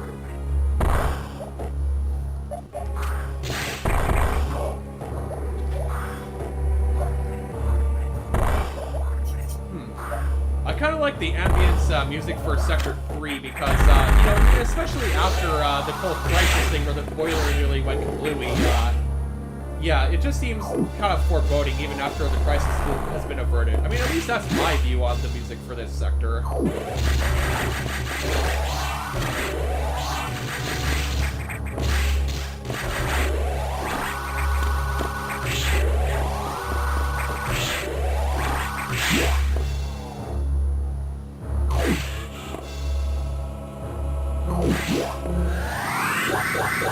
Alright, we made it back. Oh shoot, that's right, I just remembered there were a couple items that I missed. The X mimicked a crew member. It all makes sense now. the X can absorb the memories and knowledge of their prey. What an astounding find. HQ was very impressed. So alas, the X parasites are capable of more than just mimicking the physical form of their hosts. They can mimic the very knowledge of them too. But don't you find it strange? This could have destroyed the research station with the X in it, not to mention the SAX, or SAX. Unusual for a self-preserving species like the X. Unless your presence is an even greater threat. A threat to the existence of the X somewhere else. This is only a hypothesis. Perhaps their survival instinct is in conflict with their newly borrowed intelligence. Don't let your guard down yet. The X are still a threat. Samus, I see biosigns on the habitation deck. Survivors? The infected crewman you saw had survived until recently. Maybe there's a chance. The science emanates from here. I have just restored power to the main elevator. Use it to return and look for any survivors. So, we're headed back to the main deck now that the elevator is operational once again. But first, we need to take a quick trip back to the second ring because I almost forgot a couple items.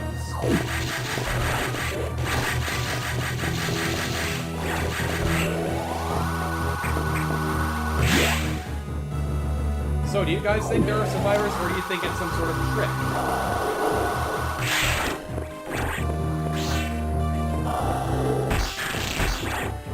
Both. Well, we don't know for sure. Now, this is one of those superheated rooms that Adam warned us about earlier when we didn't have the variant suit. I almost forgot to go through here on our way back, but there's a missile expansion here, and there's actually an energy expansion that once again requires us to shine spark, so yeah, it's time to engage my pro speed booster using skills. Oh, wrong way. I accidentally shine sparked in the wrong way. I mean, technically I could have recovered by holding down left on the D or right on the D. Oh, okay, there we go. I recovered, but then I screwed it up again. Well, I guess even a pro has a screw up sometimes. And thankfully, unlike in Super Metroid, using speed boosters doesn't actually damage us. So, yeah, thankfully that sort of function of the speed booster was specific only to Super Metroid.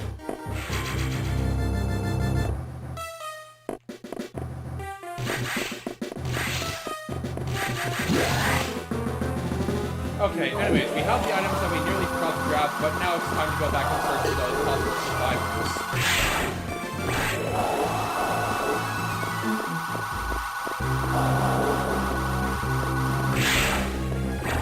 Right, don't stand in our way, alien monster thing. I know there are names for, like, creatures in Metroid, but I don't know all of them, specifically for, like, Metroid Fusion, so I'm not quite sure what those things are called.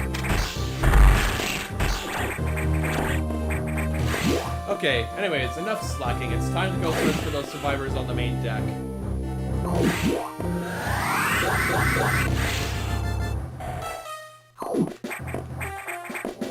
Right, back up we go. Now, do you guys think now, actually, here's something fun I actually learned about Metroid Fusion. Like, in the past, I've actually tried to, like, use the Shine Spark to, like, boost my way all the way up the elevator shaft to the main deck, but unfortunately, it doesn't work. The reason I know that is because you kind of just slam yourself into, like, a non-existent roof in the elevator shaft when you try it. So it's kind of odd. But speaking of Shine Spark, we just have to Shine Spark really quickly to get a secret item that came out from that implies where the SAX originally came from. And it was right through there.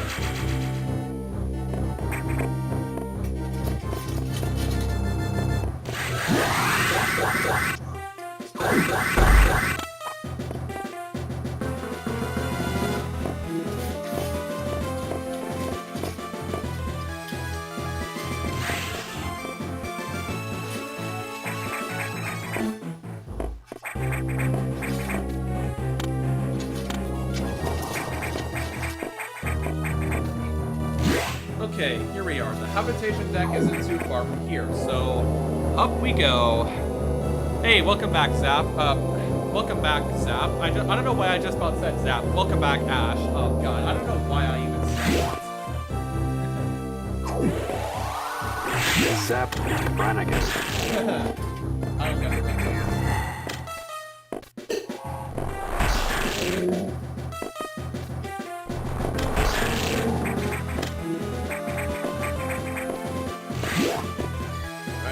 Nice to see you again, Ash. I mean, I guess we'll find out if this is trapped soon enough. But hey, look in the glass here. It's the creatures that we saved in the ending of Super Metroid. Okay, here we go. I got my foods. Oh, okay, so that's where you were.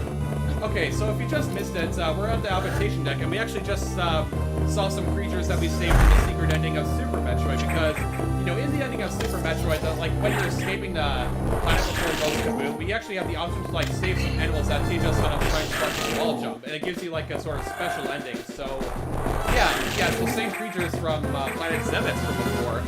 But anyways, let's see. Did we do that in the thing? Yeah, I did that. I saved the Did we? animals. I saved the animals in the Super Metroid screen. And it looks like they were the ones good. inside the habitation deck. Oh, and it looks like the Decora, I believe. It's the ostrich looking one kind of baby.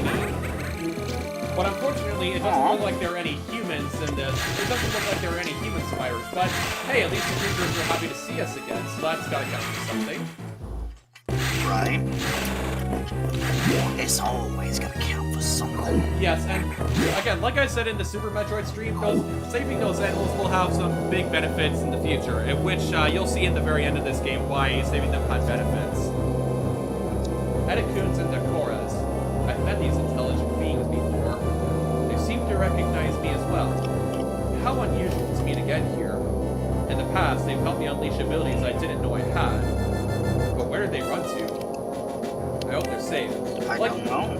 Yeah, who knows where they ran to. But like I said, the Variasuits, like the Fusion Variasuit in this game, like the Pounce Off looks icky to me. Like, I just really don't like how it looks. Ick. Metroid Fusion, but it's Doom Eternal. Oh, Metroid Prime. Eternal. Metroid Prime, but it's Doom Eternal. Like, I can't imagine just how awesome Metroid Prime and Metroid Other M would be if they had, like, Doom music in it. It's like, I've actually been tempted to make, like, a video like that, where it's just Metroid Prime, but with Doom music. So the survivors were not human. Most unfortunate. We can now confirm the deaths of all crew members. I imagined this was the case, but I had hoped it wasn't so. I believe the X only infected the humans for knowledge. That form is too weak for a battle. I am sure the rest were merely food for the X. Samus, I think they're evolving, growing stronger. Some are now appearing that resist your current weapons. HQ anticipated this, and they sent power bomb data as soon as the hardware team finished it. So yes, now it's the time of the game where we get to get boom balls on steroids. Downloaded immediately. Our choice of data rooms has been limited to the one in Sector 5. Go. Now.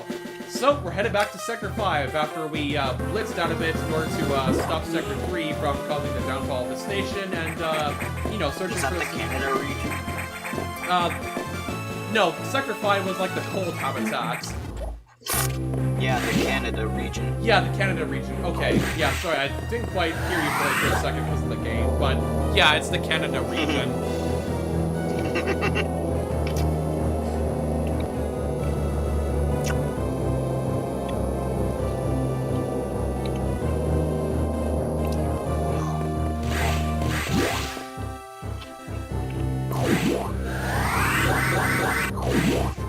And if you're having trouble remembering like what each sector is, like they each have like their own little abbreviations that we see as we've seen. So Sector 5 is Arc, which is like the Arctic habitat. Sector 6 is like Nox, so it's like nocturnal.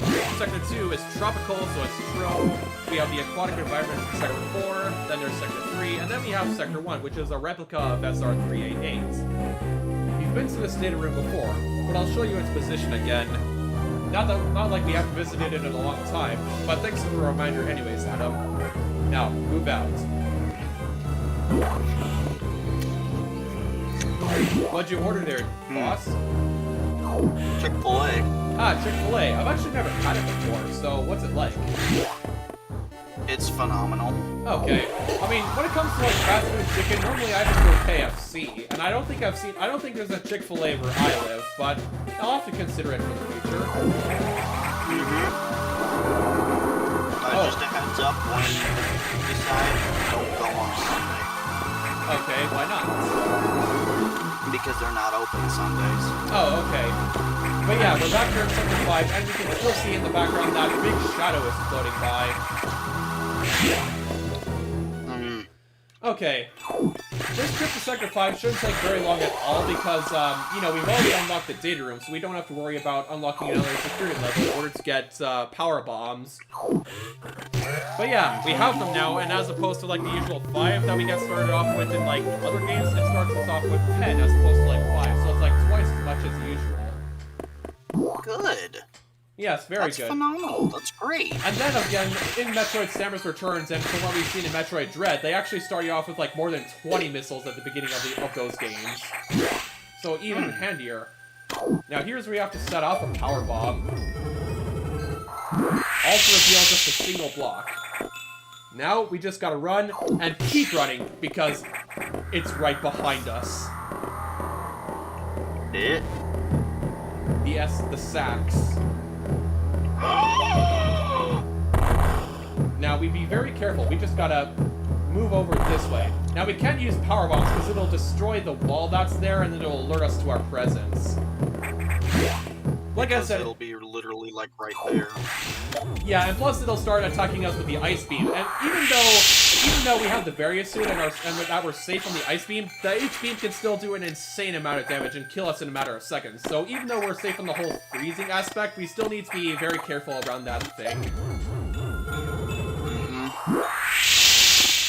And actually, here's something funny I noticed about power bombs in this game. Like when the blast field comes back in after it explodes, it actually drags all X parasites that it's revealed back to the epicenter so you can absorb them.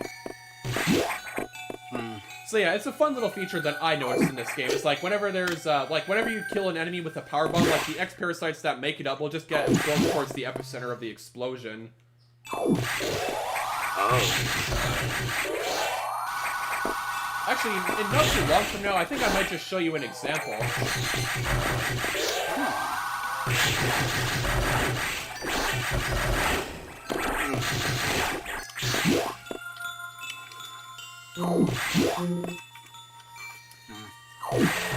And if you thought that, you know, if you thought that actually X encounter was scary because if we stopped for even a second, it would have seen us before we were behind the barrier. Like, if we stopped for even a second, it would have seen us.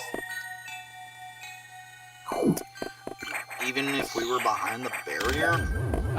No, if we were behind the barrier, we would have been safe unless we set off a power bomb, which would have destroyed the barrier and alerted it to our presence.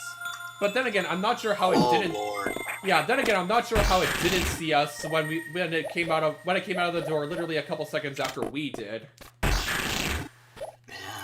So, like I said, the SAX, it's terrifying, but its AI is not the greatest. It's terrifying, but it's also stupid. Yes, that's the funny thing. I like things that are terrifying and also stupid, because when you find out that they're stupid, you get to exploit that. Yeah, unfortunately, it looks like the Emmys in Metroid Dread will not have such pleasantries, because, like, from what we've seen and been told about Metroid Dread, like, they can actually track Samus based on, like, the sound she makes, and, you know, if you get caught by one of those Emmys, it's pretty much game over unless you have, like, ninja-like reflexes to block its attack. Otherwise, you're gonna get freaking skewered by those things. Like Ridley's down smash? Kind of. Except instead of, like, the chest or whatever, it's in your freaking neck. So it looks like something out of, like, a horror game. Oh, Christ. Yeah, and the worst thing is like, you know how the old horror movie trope where, like, as you learn more about the monster, the less scary it becomes? Yeah. Well, in Metroid Dread, in the prologue, it states that there are, like, 7 of those robots sent to ZDR to investigate signs of the X-Parasite existing still. But, you know, there's, like, 7 different Emmys with, like, their own different abilities each. Like, there's one of them that can, like, crawl on the roof or whatever. Then again, I think all Emmys can crawl on the roof or whatever of, like, a room. Then there's a green one that can squeeze through tight spaces. There's a yellow one, which I'm pretty sure has, like, the speed booster ability because it can run super fast. And then there's, like, a blue one that can freeze you. There's, like, a purple one, which I'm not sure what it does. And then there's the 7th Emmy, which we're not sure what it does quite yet. So, yeah, it kind of keeps the tension up because, like, there's a new variant of the monster for each area you venture to. So it's still scary whenever you go to. But yeah, again, the SAX... That's a little bit concerning. returning. Yeah, again, it's definitely gonna keep the tension up, and especially considering how like the time to carry its attack changes each time. So it could be like 2 seconds before the opportunity to strike is, and it could be like a half a second before it happens. So I like that. I like how it's like always varies it up, so it's like attack pad is not, so like parrying its attack is now like predictable, you know? Well, like I said, we'll see all those features come to life in next week's Metroid Dread stream. Samus, return to your ship. I have important information. Okay, Adam, just what information do you have to tell me that's so important that I have to go all the way back to my ship as opposed to you just telling me here in the data room, the navigation room? Well, maybe it's safer there. Well, you know, you may be right, but then again, it's literally just him and I on the station, so, well, then again, I guess there's the X-Parasites and Sax that could be listening in. And plus, there's the whole conspiracy thing we saw earlier with the secret messenger. Uh-oh. It looks Why is the elevator not elevating? Because it looks like the power's gone out for some reason, and now we have some more ominous music. Oh boy. Yes, oh boy indeed. And for some reason, the Bsl station has the petrified corpse of Ridley in here, which is with the cool eyes. Wait, is it? That's Ridley? Yeah, that is Ridley, which I don't know why, because Ridley's corpse was destroyed along with Planet Zebus when the whole planet went up in smoke, so it's beyond me as to why Ridley's petrified body is here on the Bsl station in orbit above SR388. It was really Ridley's twin brother, Horatio. Well, actually, in Metroid Other M, Samus fights... Actually, in Metroid Other M, Metroid Other M takes place not long after the events of Super Metroid, and it shows the existence of like an illegal Ridley clone which exists, along with other illegal things that happen on the bottle ship where the game takes place. So perhaps that was the Ridley clone that was shown in Metroid Other M, the one that Samus fought and was eventually killed by the Metroid Queen clone that was there. Again, Metroid Other M, it does take place after Super Metroid and before Metroid Fusion, but it's not exactly important to the story arc that we're currently focusing on, so that's a story for a different time. But anyways, we've returned to our ship, we've had our stuff restored, and let's see what Adam has to tell us. The main silo of the reactor core has gone offline. That's why all elevators and station systems are down. Elevators and hatches won't work. This doesn't bode well. If you can get to this point, you may be able to start the auxiliary power system. Then we can figure out why the main silo went offline. Is your objective clear? Yes, it is. If you say no, I think it just says the same thing over and over again. By the way, I asked you to return here to tell you some strange creatures have boarded your ship. So that's where those creatures we freed earlier ran off to. Yeah, they're nice and safe. Oh. I confirmed that they were not good. ex-hosts and gave them a birth. Do you know anything about these strange creatures? Were they the source of a healthy bioscience earlier? Yes, Adam. Yes, they were. Very well then. Their presence in the midst of this disaster must have some significance. I will keep them here. And yes, these creatures, they do have some significance at like the very end of the game, and you'll see why. So yeah, it's time to see if we can figure out how to get the main reactor back online.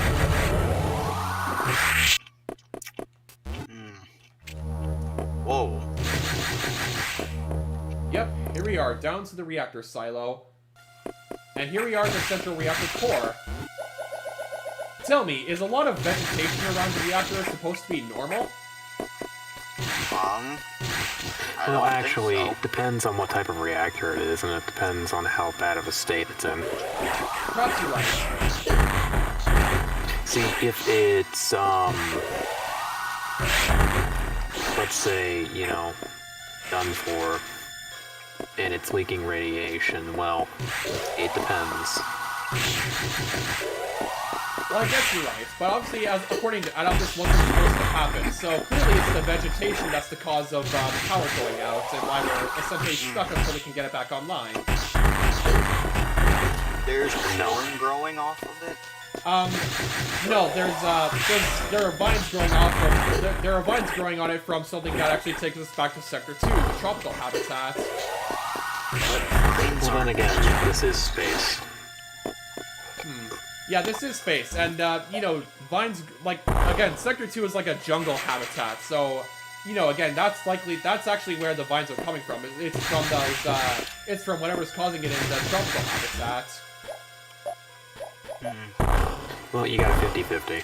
Well, perhaps you're right, but we'll find out soon enough. I mean, then again, I know the answer, so technically I know right off the bat, but I'm not going to spoil it for you boys.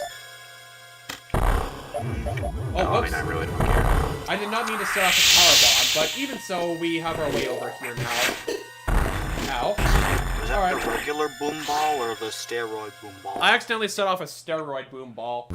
But, hey, we go down here and we have our next boss. A funny thing too, I actually hated this boss. Nope, it's a giant spider called Yakuza, and I don't mean Yakuza like the dragon, am I right? Oh, fuck. Yeah, I hated this boss my first few times I played Metroid Fusion. Attack pattern was so hard to dodge because if it grabs you, it does an attack where it like brings you up a bit and then just slams you into the ground. And it did like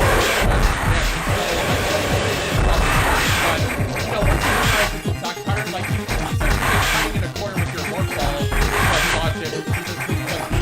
It's essentially just hiding in a corner to prevent yourself from getting grabbed. But even so, yeah, but fortunately, if you use it red, and believe me, yeah, if you think that giant parasite infected spiders terrifying, just wait until you see the boss fights a little later from now. Not just the attack, but something else.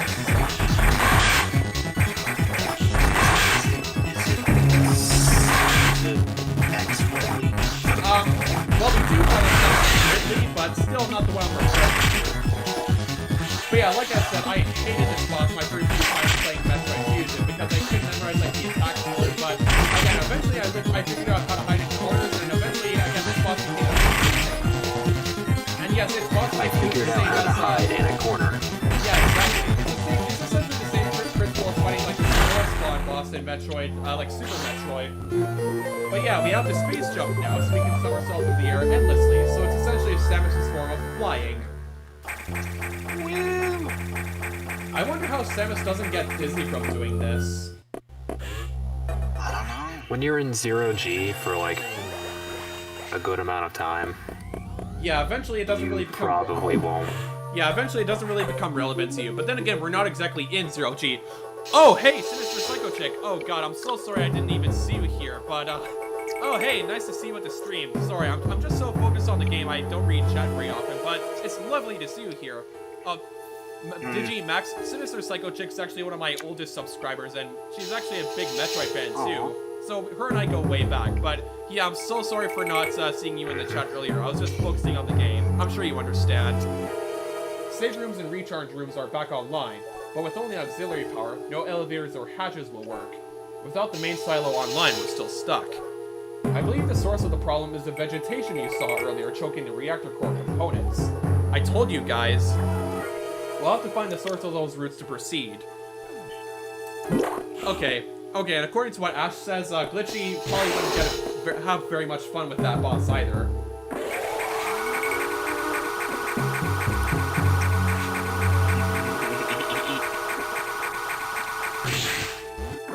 Alright, now we're just gonna...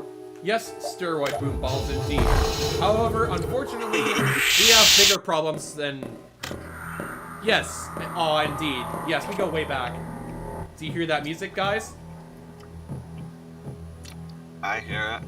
The SAX is right below us, but unfortunately, we have no choice but to get into an encounter with it, which is easy because we can use our ice missiles to freeze it. Oh, okay, it was waiting right for us at the edge there. So now, yeah, essentially we're just spamming our ice missiles to keep it frozen while we escape. Ow. You see that? Like one beam attack them is like an energy, like a 10 amount of damage. So, yeah, we're just running for our life. This is why we don't want to get spotted by this thing, even with the various dudes.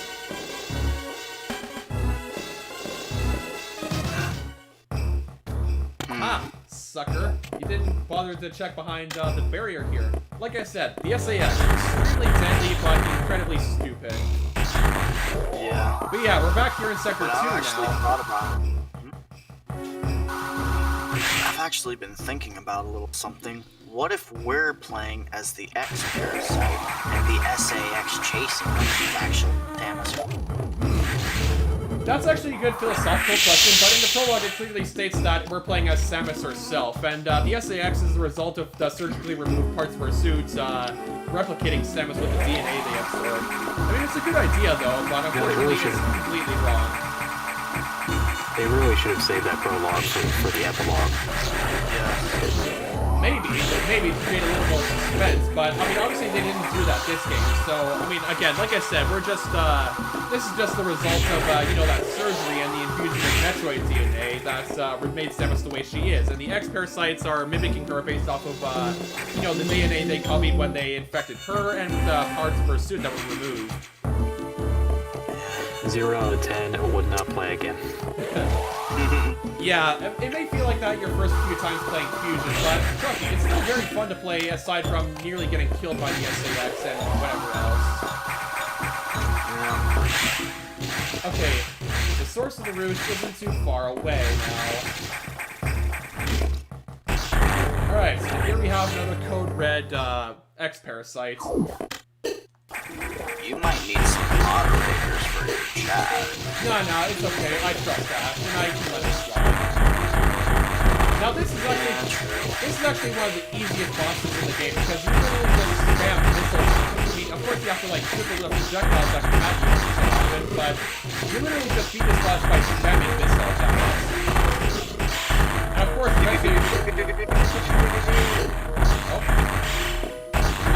it's starting to shoot the plasma beam at us. So what upgrade do you guys think we're going to get from beating this boss? I can only guess the plasma. So essentially we're restoring our plasma beam function by absorbing a large core X, like Adam suggested after we got the various suits.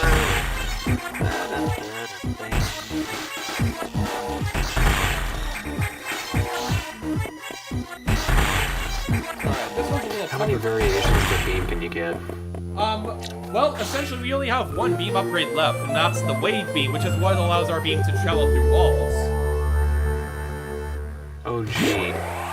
If it can travel through walls, would that mean it would travel through enemies? The plasma beam is actually what travels through enemies. And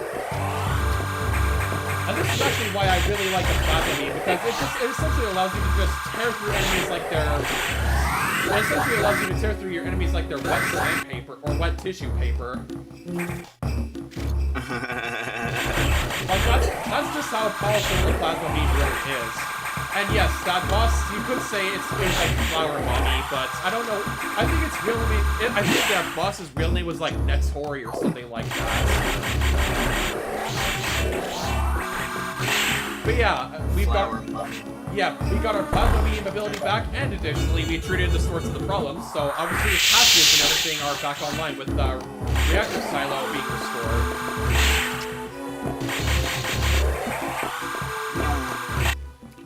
Oh yeah, that's right. I think I might have missed an item, so let me just go back real quick. We couldn't get this item before without unlocking the level 1 patches. And I think you also needed power bombs in order to reveal this area here, because we have a missile expansion. Okay, I think I might have actually accidentally missed a missile expansion, but it's okay. We're not out to set world records for these things. We're just here to have fun about the story of Metroid.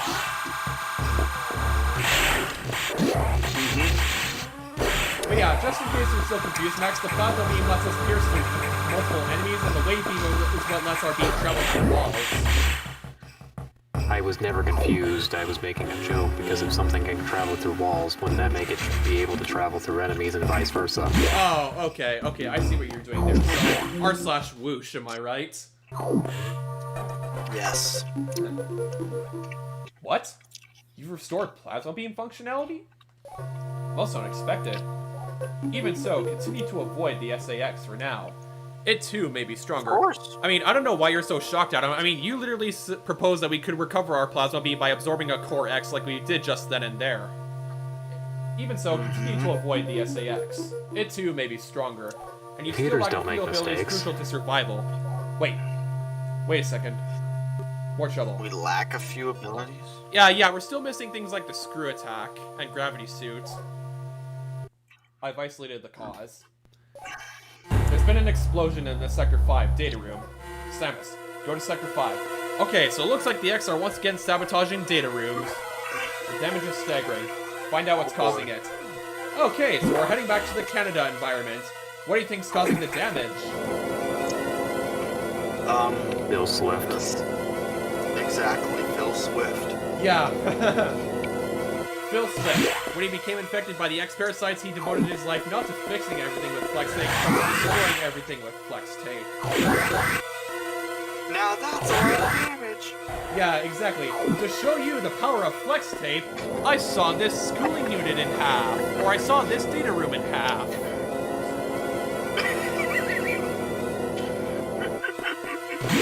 Yeah, perhaps we are going to be dealing with an X-infected Phil Swift.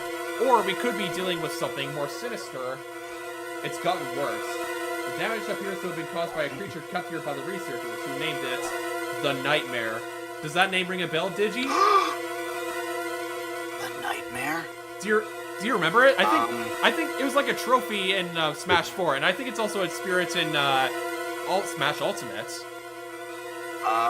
This better be the Elm Street kind. Nightmare. The only thing I think I remember from Nightmare is like that one monster from Kirby. Okay, well this is a different type of that nightmare. one. And this is actually the more terrifying boss that you'll see that I was talking about earlier. Apparently, it was a biomechanical organism designed for military applications. It possesses uncommon power and can manipulate gravity. We must assume that it's become an X-host. We have no choice. You must find it and defeat it. I can't confirm the location. This thing is out of control. Hurry before it destroys the entire station. Alright, it's time to make this a lucid dream and fight the Nightmare. Am I right, lads, or am I right, lads? You are right, lad. Cheers, lad. Right back at you. Yeah, I just love how we decided to reference if Undertale was realistic. Oh great, I have enough of those things in my sleeve. Yes. And actually, the Nightmare was actually that creature that we saw flying around in the background here earlier, if you remember that. So that thing was the Nightmare all along.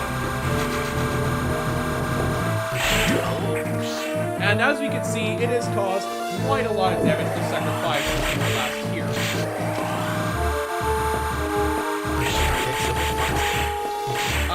Yeah, this is just one of those things that Flex State isn't entirely able to fix. But yeah, as we see, again, Sector 5 has been severely damaged from the Nightmare's rampage. And actually, if we go up here, we find a little passageway that takes us back to Sector 3. Every sector in the game actually has these sort of passageways, but we're going back to Sector 3 briefly in order to acquire a power bomb expansion that's actually at the passageway here. A steroid boom ball expansion in your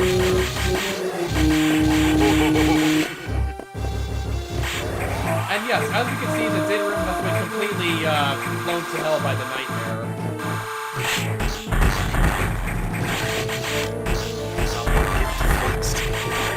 Yep. Flex tape. Actually, I don't think flex tape is going to be your line of flex products. Yeah. Not even all of that. Not even all the flex products in the world are probably going to be enough to fix this. Yes, the PSX, as we were talking about earlier, the PSX. I was really thinking about that earlier, but I just didn't mention it because I was about to reveal the truth to you. And now we have to deal with and now we have to deal with mermaid space parts because, you know, since the X-parasites can copy DNA, that's not to say they can't merge with each other and create other abominations like that space pirate there, like that mermaid space pirates. Arg. Yes, exactly. Ariel, what are you doing as a space pirate on the Bsl station? Your father's working very angry.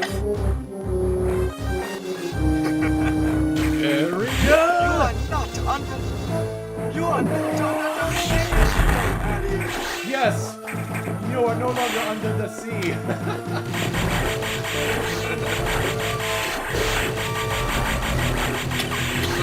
Like, look at that. That's just an example of how powerful the plasma beam is, because normally we would need quite a few beam attacks in order to take out all those enemies, but like, with the plasma beam, again, we just tore through them like they're nobody's business.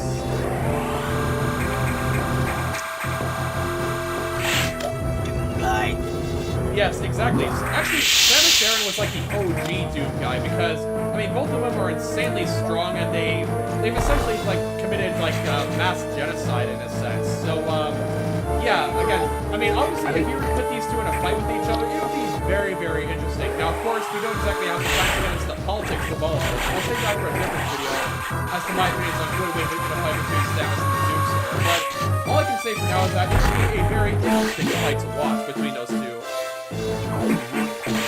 Okay. I mean, their suits are very similar in design. However, one has a blaster, one has a blade. I guess you're kind of right. And plus, Samus' suit is designed to restrict very little mobility. Meanwhile, the Slayer is mainly just meant for taking hits. Oh, and here it is. Now, this might bring back memories for you, Jimmy, because this is what the nightmare looks like. Oh, come on, let me see. I got it. Ooh! Yep, this is the nightmare. And remember how I said that Troy is your best friend for when missiles don't work? And this is one of those scenarios because, you know, Nightmare is currently manipulating gravity, so our missiles will just get thrown into the gravity trying to use our missiles, which is why we have to use our plasma laser now. Yeah, and as you can see, I'm doing more damage, its face is starting to leak. So, again, it's very grotesque once you destroy it. Just imagine Metroid Fusion live action. Oh, man.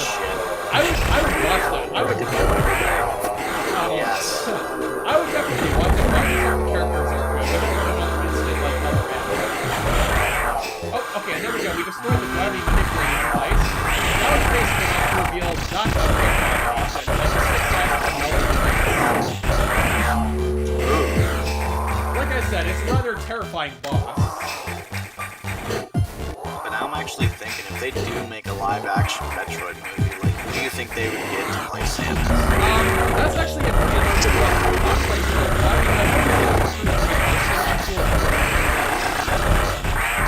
So you're fine with Sigourney Weaver? What about Scarlett Johansson? Well, maybe. I mean, like I said, that's a pretty loaded question. Now, as you can see, obviously the Nightmare does like a lot of damage during the boss fight, which is why I spent all this time collecting energy expansions so we can kind of survive this. I mean, theoretically, I could have fought him without taking any damage whatsoever, but I haven't quite figured out how to do so yet. And as you might expect, once we defeat it, considering how to manipulate gravity, we have the gravity suit now, which has a much less icky art style, or palette swap, I should say. Move freely in water. Yes, exactly. That's why I love the gravity suit so much, because it allows you to move through water and even catch up, as you call it, with like it's not even there. Wait, is that like the dark one? Yeah. The dark suit? No, it's the purple suit. Oh, the purple one. Yeah, the purple suit is the gravity suit, and like I said, it's one of my favorite upgrades in the entire franchise because of the effects that it has. But yeah, like I said, we can now move through water like it doesn't even exist with the power of this thing.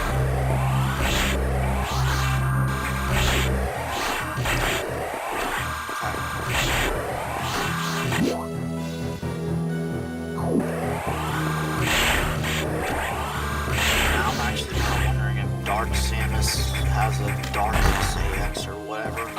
No, unfortunately it doesn't because, you know, the Metroid Prime trilogy has a separate, like the Metroid Prime trilogy arc is different from like the main story arc of Metroid, and plus there's an element in there known as Phazon, which doesn't appear in, the regular story arc, but then again, an X-infected Dark Samus, that would be very interesting because again, as we see in the Prime trilogy, Phazon is a very deadly substance. I mean, it's not exactly intelligent like the X, but it is still very, very smart, to say the least.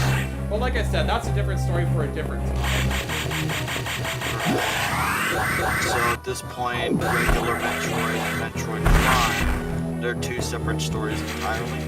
Yes, essentially. And spoiler alerts, the Metroid Prime trilogy story arc actually takes place in between the first and second Metroid games. So it takes place between Metroid Zero Mission and Metroid Samus Returns, the 3 games. Get back under the seat, Ariel. You don't belong here. Energy tank? What is is this? No, this is Metroid. I was about to What's the say. difference? And now we're back here in Sector 4, where we have some very peaceful music playing. And this is the first, and this is like the first most peaceful soundtrack in the game, like I was saying earlier. Second only to, Sector 5. Oh, hi, Scout. Just went back to collect the Power Bomb expansion, and now I'm gonna shut up for a little bit for you guys to hear the music.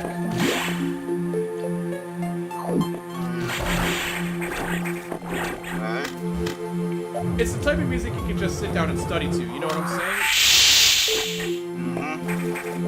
Metroid and chill. Yeah, exactly. And that's, I've talked about this before, but that's like the sort of curse about, water environments in Metroid games. Like, for new people, they're like super hard to navigate, but like the music is super peaceful. I mean, obviously, once you play Metroid as much as you play, once you've played Metroid as much as I've played it, you essentially, like, you get to know the areas inside and out, so you're less likely to get lost. Unlike an IKEA. Yeah, exactly. You don't need to get lost in SCP-3008.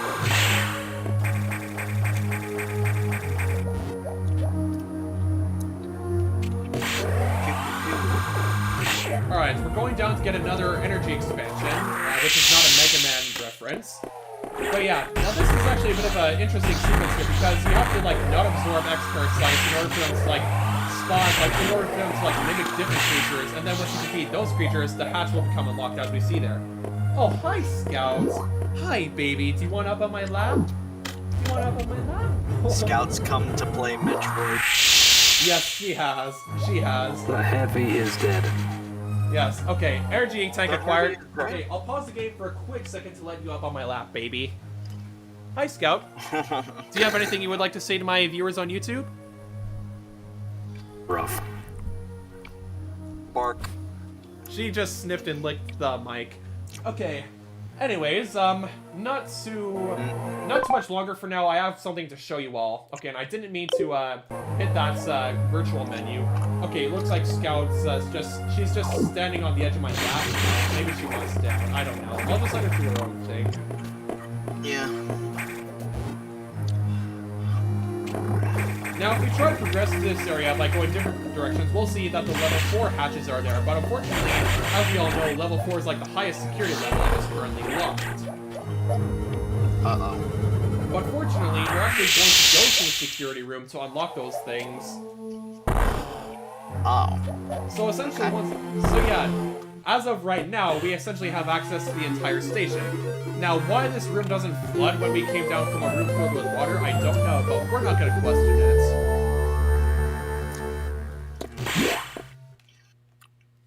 Man, Samus spins so much. Yeah, indeed, she has definitely been through a lot, and I can't wait to see everything come to a head next Friday. Yes. And actually, here's something that I'd like to confess to you guys. It's in this very particular section of the game, like once you've unlocked level 4 hatches, like if you try to go for it, there's actually like a secret message you can unlock when you get back to the data room, or navigation room, I should say. It essentially involves like an extremely complex shine spark trick to kind of go back to where we originally entered Sector 4 through Sector 5. So essentially, it's a way of like bypassing the way you're supposed to go in this game. If you pull off the trick successfully, you'll unlock like a secret message. So yeah, it's essentially just Adam saying like, hey Samus, like, I'm impressed you were able to make it back here. And that trick with the shine spark was very ingenious. I mean, I've actually never gotten that secret ending, but I would like to get that secret message someday in the future. I'm hoping we can get that secret message. Yeah, maybe in the future stream I could actually try to get this secret message. And like I said, you can only get it in this very specific section of the game.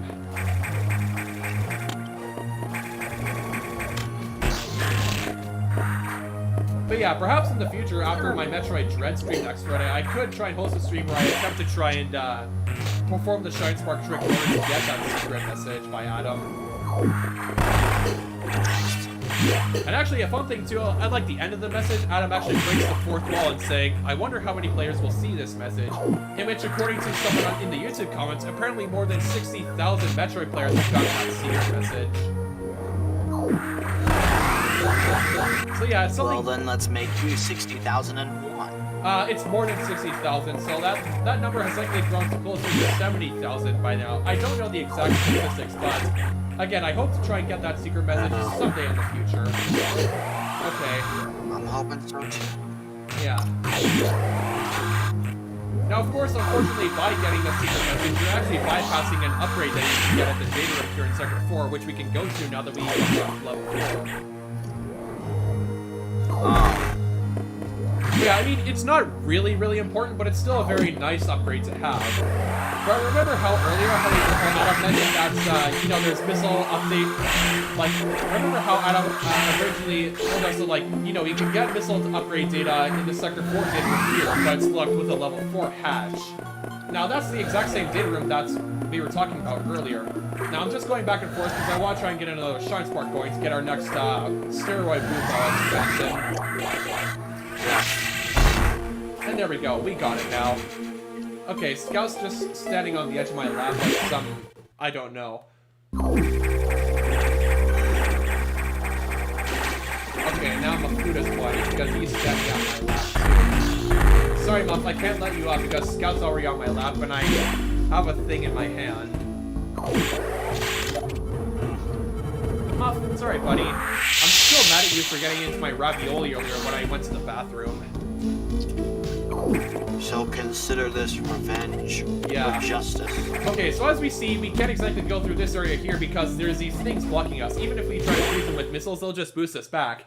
And this is where our quote-unquote secret missile upgrade comes into play.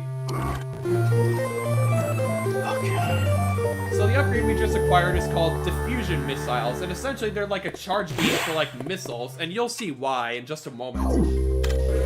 So if I hold the R button to arm missiles and hold it for a while, it'll come just like that, and then it'll just do that, so we can get by safely. Yeah, it's very cool indeed. Now we're just gonna wander back into Sector 4 very quickly again, just because, you know, there's an item that we can get now that we have power bombs.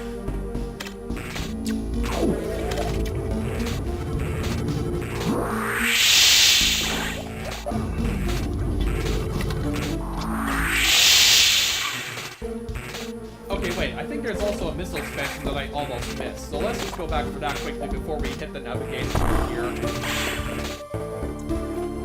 Oh, hi, Scout. Okay, get more comfortable, baby? Good, you make yourself comfortable. Okay, wait, how do you... Oh, yeah, that's right, I remember how you get into that room. You just gotta go back the way we came to the data room, and there's a secret area here that we can just slip right by. And now, we just destroy a secret block, we have our next missile item.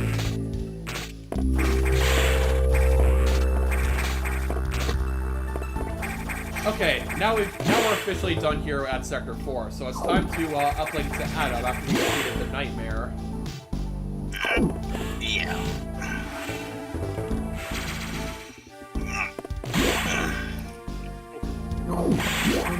May as well hit the save station because I don't think we've hit it in a while. I meant to save before we fought the nightmare just in case something went wrong, but even so, we defeated it. You upgraded your missiles? That's unusual. There was no word from HQ. A procedural error, I'm sure. Even so, I did not approve of bypassing security level 4. I mean, I had no choice, Ada. What did you expect me to do? Just stay down there forever? From now on, you will use more discretion. In any case, Samus, do you remember the security robot you faced earlier? I believe the X have infected it. That is to say that they have claimed the organic components that form its neural network. It has entered Sector 6. I don't know what it's planning, but let's not wait to find out. Samus, you know what to do. So, it's time for round 2 with that big security robot from earlier. Oh, here we go. Yes, indeed. And it turns out Adam is really HAL 9000. Maybe. And actually, it's at this point that I'd actually like to briefly pause the game to give you guys a very, very special preview of something that I have coming out tomorrow. So if you guys saw my Mega Metroid Marathon announcement video, you'll know that tomorrow I have a very special surprise planned. Well, I've spent the last 3 months working on this surprise, and right now I would like to give you guys a little sneak peek of it that comes out tomorrow. So please, enjoy the teaser.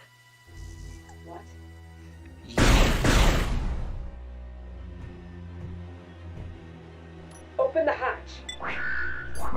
ordered to confine you until the ships arrive. Don't let them do this.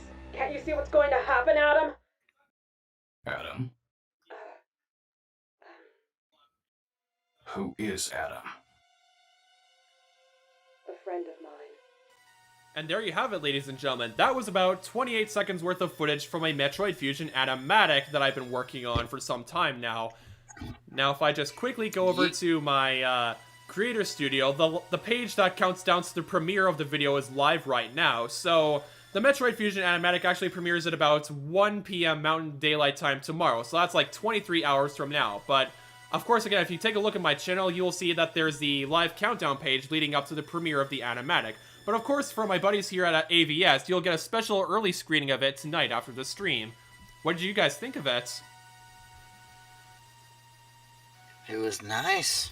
Oh, believe me, if you thought It's that a was... thing. Yeah, indeed it's a thing, but yeah, like I said, the full thing comes out tomorrow at about 1 p.m. my time.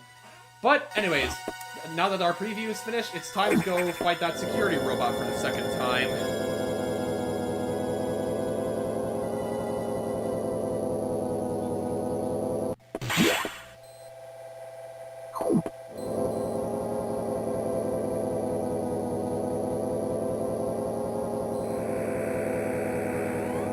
Alright, here we are back in the Super Shark habitat from earlier where we found those blue X initially. The security robot seems to have gotten much stronger. This worries me. Be careful. But we have another problem. Once you're done, leave Sector 6 immediately. The SAX is tracking you. Oh boy, so it looks like the SAX is definitely on our tail now, right? Oh boy. Oh boy indeed, so we need to make our trip rather quick here in Sector 6. Don't stay longer than you must, understood? Yes, that is understood, Adam, but yeah, let's just quickly jump to finding that security robot and getting out of here before the cops come after us. It's gonna jazz you to death. Oh, I get it. Oh, very funny, very funny. In fact, I actually saw like a drawing online once about like the SAX playing the saxophone. I found it kind of amusing, in which inevitably that joke was bound to happen. You like jazz? Yeah, perhaps maybe that's why the SAX is chasing us. Not because it's some murderous psychopath. Maybe it's just trying to ask the real Samus if they like jazz. And no, I'm not talking about jazz as in my friend. No, I don't like jazz that way. Sure you don't. Yes, I'm sure I don't. You just have a mutual respect for your art director. Indeed, and as a matter of fact, if you look at if you take a look at the page leading to the countdown for the Metroid Fusion animatics premiere, Jasmine actually helped out with the creation of the thumbnail. Nice. Yes. Now, let's see. Where is that security robot?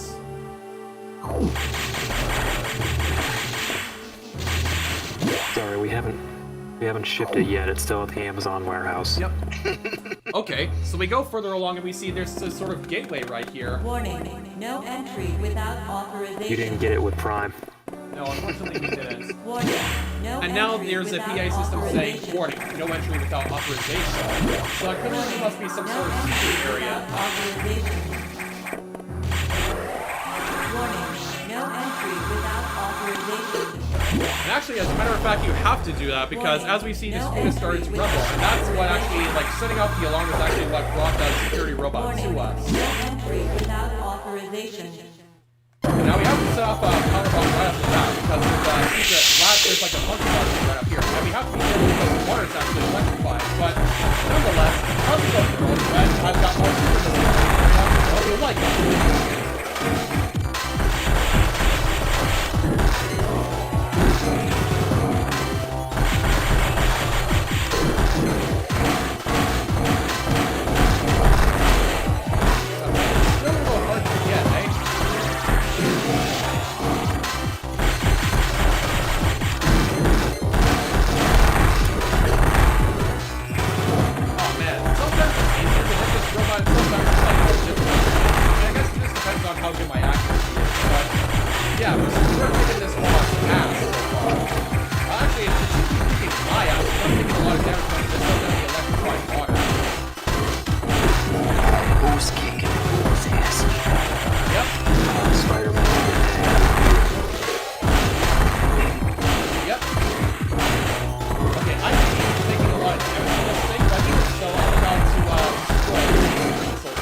we can actually hit it.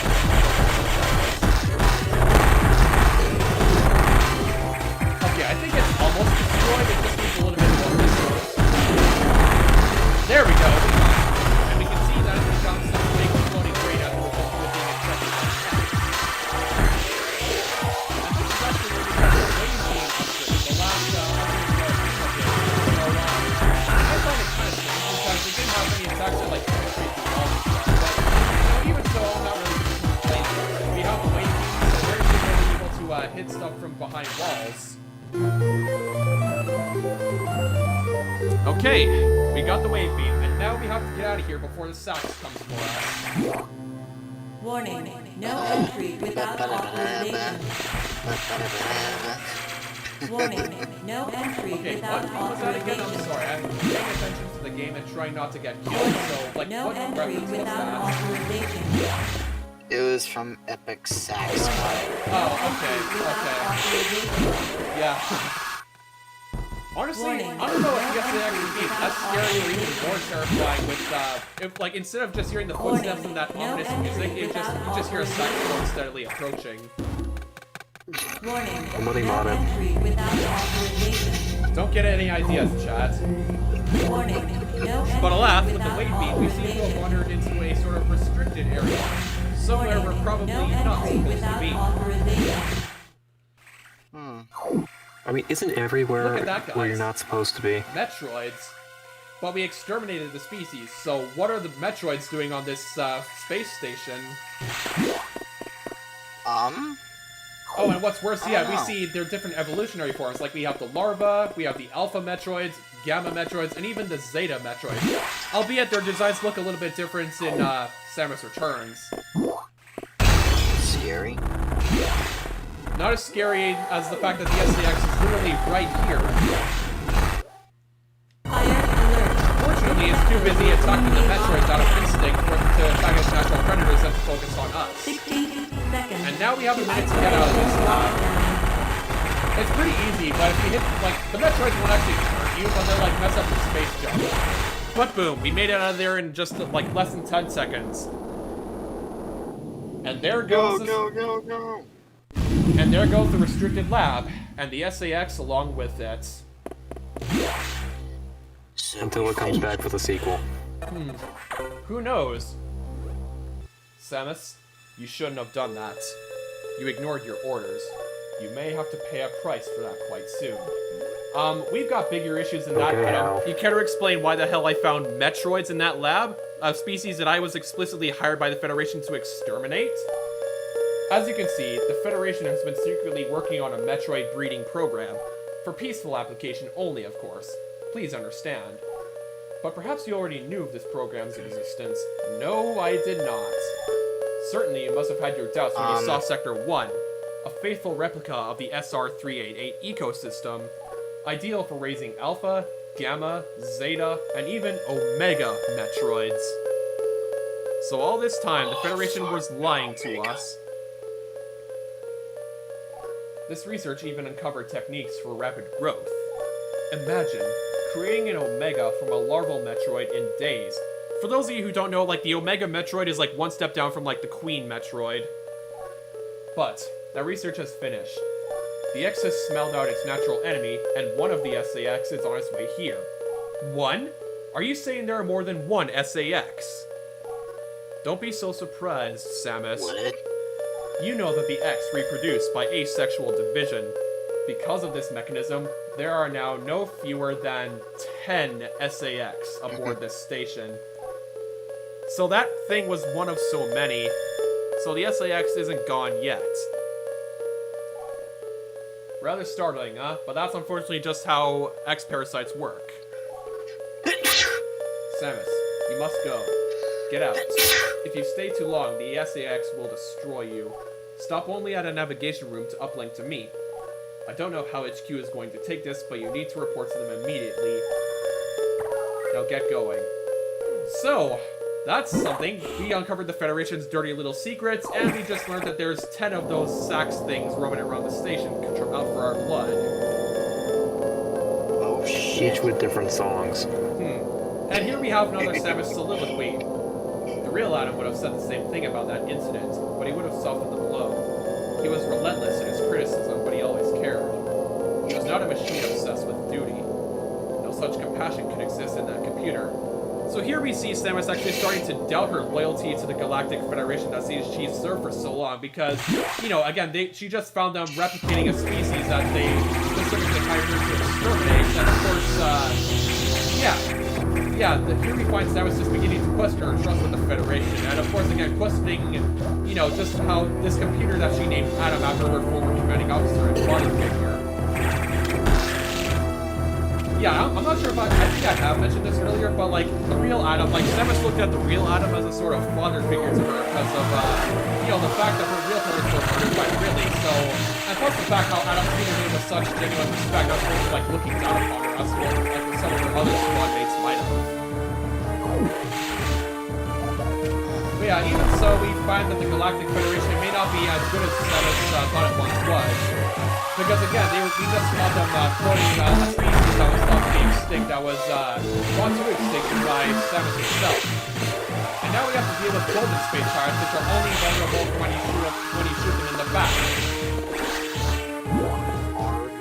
Yeah, exactly. But thankfully the hatch is now open and we have our next power bomb tank.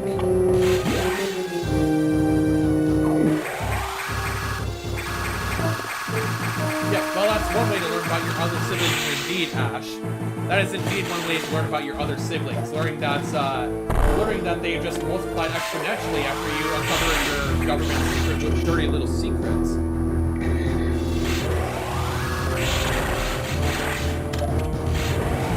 And here we have to fight more of those darn golden space pirates, which are only vulnerable if you shoot them in the back. But now we have to fight two of them at the same time in order for the hatch to actually unlock. Unfortunately, they're very easy to actually destroy.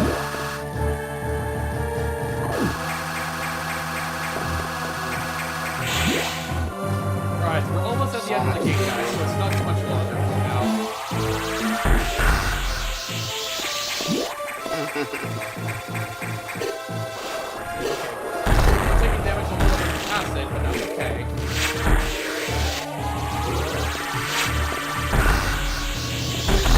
There we go, got another Code Red X. But now, we jump down here and we find that Ridley corpse from earlier. So here's where we fight Neo Ridley, as it is referred to, or Ridley X. And yes, I am aware that Ridley is like one of the loudest sounds. But again, this boss is like super easy because it's just another matter of just jamming missiles at them, or making your charge beam depending on which Jason X as well. maybe. And you might use a little bit of like audio and visual lag for like this particular boss line, but I assure you that's actually the game itself or the damage really as opposed to like software.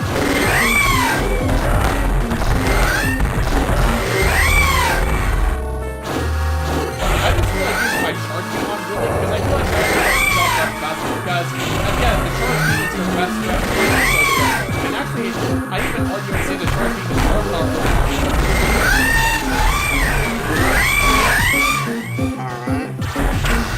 so yeah, once you decide to try and actually play Metroid with the this charge beam is a very useful upgrade. And speaking of which, I still need to see if I can get Funimation to try and start watching Loot Monsters as part of our agreements.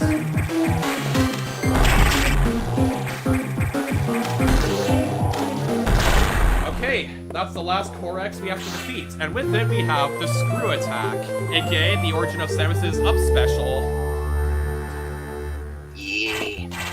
So yeah, again, this is essentially the upgrade that turns Samus into a flying ball of death.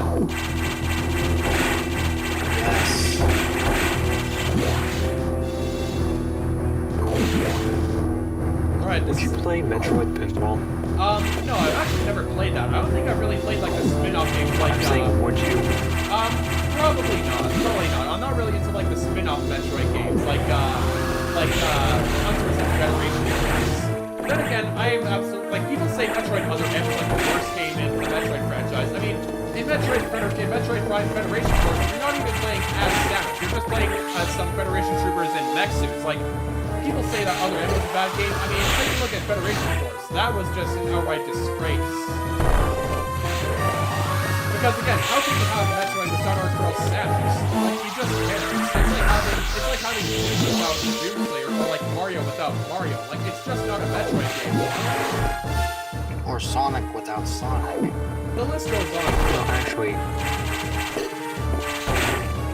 I've theorized on how Sonic could actually just go on. Well, we'll get into that a little bit later, but it's also kind of like Zelda without Zelda.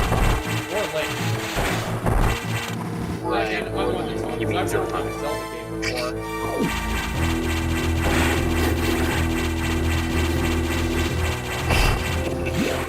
And by the looks of our map, guys, we've made it back to Sector 1, where our adventure sort of began when we were clearing out the atmospheric stabilizers.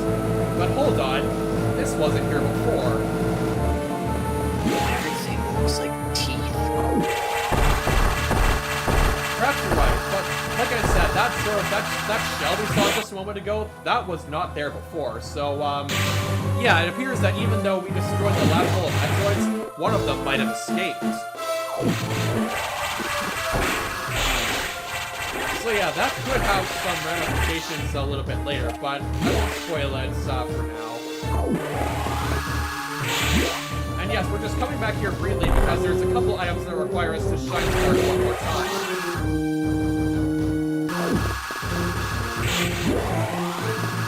But fortunately, I mean, I guess I should say these shine sparks are easy because, yeah, obviously we have people like Digi who have never played a Metroid game before and don't know how to shine spark. But, I mean, to quote Dr. Sheridan from this post-credit scene in Metroid Season 2's finale, it's easy if you know what you're doing.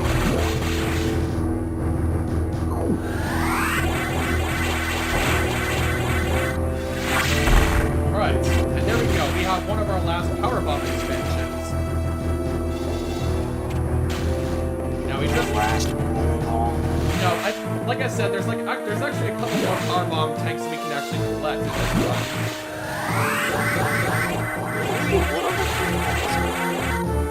You'll see soon enough once we explore a little bit more of Sector 1 and the main sector before the final part of it.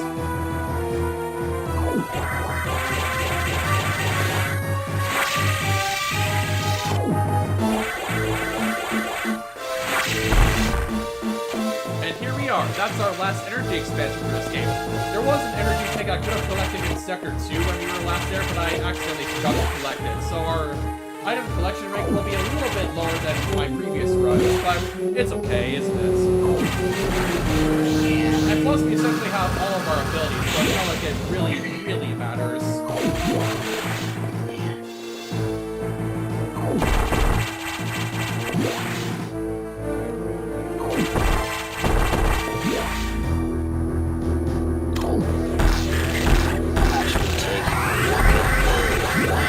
Description and 517 question mark. Oh yes, there's a secret thing for you guys. But yeah, we could have collected this missile tank right here at the beginning of the game when we had nothing but our beams and missiles and warp ball, but I wanted to save it for last because there's a couple other items you need, like all of your upgrades to acquire. Like, and here, we're currently taking a dip in ketchup, and because of our gravity suit, it's not killing us. But yeah, those were our three last missile expansions, all thanks to our powers at the end of the game. Oh, what's this? We have another Metroid shell right here. If you don't know, since we never played Metroid Samus Returns, Metroid typically leave shells behind. Like, they essentially sort of shed their skin like snakes or whatever when they evolve to different forms. A little bit of Metroid biology for you, since we couldn't play Samus Returns due to technical difficulties. Alright, let's uplink to that navigation room as Adam said earlier. Samus, we're done here. Leave the rest to the Federation. We should be preparing to evacuate the station. Are you joking? Do they know how dangerous the X are? How quickly they reproduce? The Federation's taken an interest in the X and SAX. They believe this lifeform has endless potential applications. As we've seen throughout this game, you know, the X-Parasites are capable of more than just mimicking their hosts. Like, they can copy digital DNA, like, they can copy digital information, they can mimic memories, and they're capable of intelligence to a certain degree. So, I guess it's no surprise why the Federation suddenly become interested in this deadly parasite. This is ridiculous. The X are heartless abominations. What potential could they have? It is not necessary that you understand such matters. The Federation is coming now. You should just leave quietly. This is madness. They won't stand a chance here. This station will devour them. What could be worth the risk? Capturing the SAX, of course. So they're essentially going to try and replace Samus with the SAX. Are you serious? Do they really think they can succeed? It will certainly be difficult. They don't expect your help. They knew you would try to destroy the SAX. That's why they stopped sending you support data. The plasma beam modification was ready some time ago, but they withheld it to keep you from engaging the SAX. Yet somehow you restored that function on your own. They also tried to withhold the Diffusion Missile upgrade because they didn't want you to grow too powerful. But they had already sent it, and you tracked it down. Bravo, Samus. They must cancel this mission. Open a channel to HQ. I won't let this happen. They are already on their way. Fools. And I'm against genocide, usually. Yeah, in this cutscene, it appears that Samus is the only one who's really aware that what the Federation's attempting to do will essentially cause the end of all life in the galaxy. As soon as the Federation ships land, the X will overwhelm them and absorb the knowledge and power of their occupants. The X are just waiting for the hunt to begin, and then they'll spread across the universe. Galactic civilization will end. The X hunger for form, knowledge, and power. They mimic these perfectly, but they cannot copy the soul. They're single-minded, instinctively seeking to increase in number. They're a plague, and the Federation underestimates their threats. The X must not leave here. I must destroy them all before the Federation arrives. This station has a self-destruct mechanism. I must use it to destroy the X here and on the planets. I must send them to oblivion. Them, the station, and myself if I have to. So, the Federation has betrayed us, but now it's up to us to stop them. But, unfortunately, it looks like we've been locked in here. Open the hatch. I have been ordered to confine you until the ships arrive. Don't let them do this. Can't you see what will happen, Adam? Adam? This is actually Samus's first time actually calling the computer by the name she gave it, so this is why she just went silent all of a sudden. Who is Adam? A friend of mine. And what would this friend advise you to do now? He would know that the only way to end this is to start the self-destruct cycle. We know how important it is. Did this Adam care for you? Would he sit in a safe command room and order you to die? I mean, I hate to break it to you, Adam, but that's essentially what you did in Metroid Other M. He would understand that some must live and some must die. He knew what it meant. He made that sacrifice once. So he chose life for you, our fair warrior, Samus Aran. Your Adam gave his life so that you might keep yours. For the sake of the universe. How foolish. Oh, so now we have the computer Adam throwing shade at the real Adam. How dare you? How could you hope to understand, machine? And of course, again, Samus is not happy about that, considering how highly she thought of Adam as we got from her soliloquies throughout the game. You know that detonating this station in high orbit would not guarantee the complete extinction of the X parasites, even though the station itself would be utterly destroyed. You would only succeed in removing the one obstacle to the galaxy's ruin. Yourself. You would ignore this simple fact and choose death. When Adam decided who would live, he chose incorrectly. And, yeah, obviously, again, Samus is not happy about this computer throwing shade at her father figure. If you were to alter the station's orbit, then you might be able to include the planet in the vaporization field of the self-destruct detonation. Oh, so what's this now? You would have to start the propulsion sequence now, before the Federation arrives. Samus, this is your last mission. Go to the operations room and adjust the station's orbit path to intercept SR-388. Oh, so essentially we're about to set the station on a collision course with the planet in order to exterminate the X. Then return to your ship and escape. Move quickly and stay alive. That's an order. Any objections, lady? So from the sounds of that, it looks like the Adam that Samus knew has essentially resurrected in a sense, you know?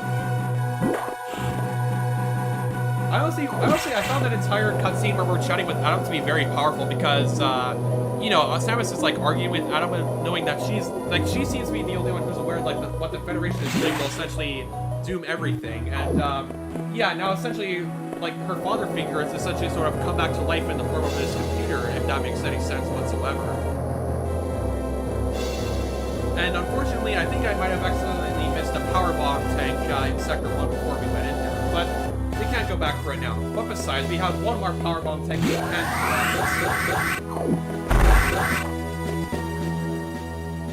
I have returned. Hey Max, we're essentially in the end game now, and we're about to set the station to kamikaze the planet to exterminate the X. Kamikaze! Yeah, that's essentially what we're doing, but first we need to grab one last power bomb tank. We need to upgrade one more time, and then we can blow this place up.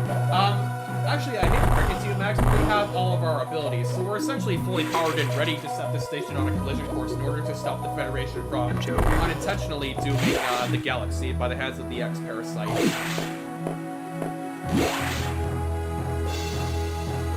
R/whoosh. Yeah, once again, an R/whoosh moment. I have a bit of a bad habit of doing that, don't I? Alright, we may as well hit the save station one last time, but now it's time to head back. It's time to continue our trek to the operations room to do what we must do.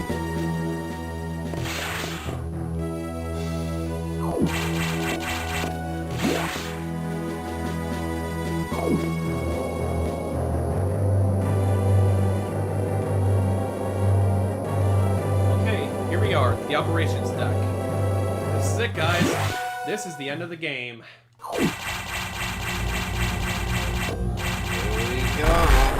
But it looks like the SAS has come to pay us a visit. Unfortunately, we have the plasma beam now, so we can actually damage it. And like I said, the charge beam is your best friend for when missiles can work, because during the boss fight now, missiles can only actually freeze the SAS for a moment to let you charge up your beam. But yeah, in order to actually damage the SAS, we need to use our charge beam and just let loose on it. Who joined us? Hey Diz, you're just in time. We're literally fighting Samus and Evil Clone right now.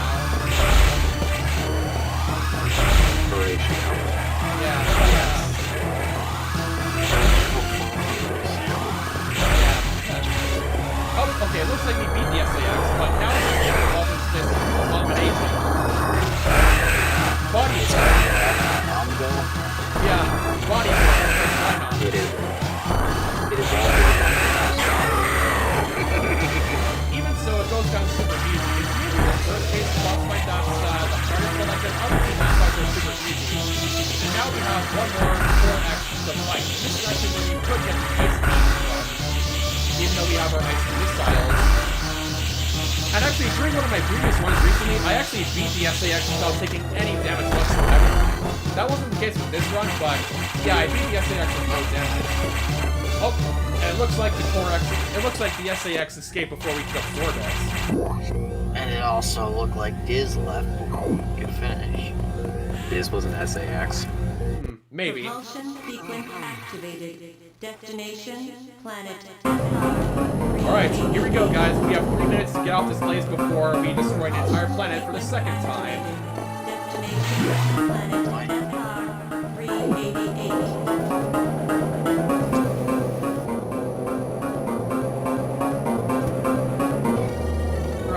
One last escape sequence for the road, eh? Fuck.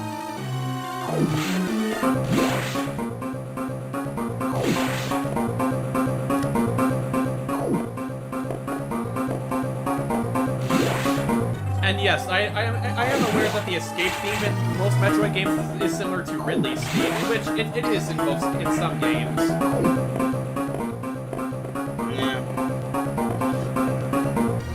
Okay, thankfully our ship isn't too far away, so yeah, not much trouble, right? Right? Yeah. Right. However, we noticed that the docking bays are in like ruins now for some reason. And our ship's gone. Yeah.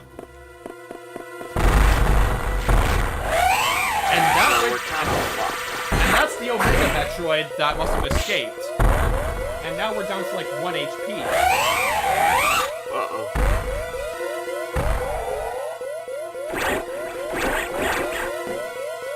Well, look at that. The SAX has come to help us. Minutes to destination. Yeah, it might be because it's just attacking its natural predator, or maybe considering how it absorbs Samus's memories, it realizes that they have a common enemy. Mostly I would like to say close, but yeah, we actually just absorbed the ice beam from the SAX, and now our suit just turned back to normal. Now, of course, this boss can be a little cheap because it gives us an entire tank of gems and a fraction, but ultimately it's pretty much you just gotta spam your ice beam at it.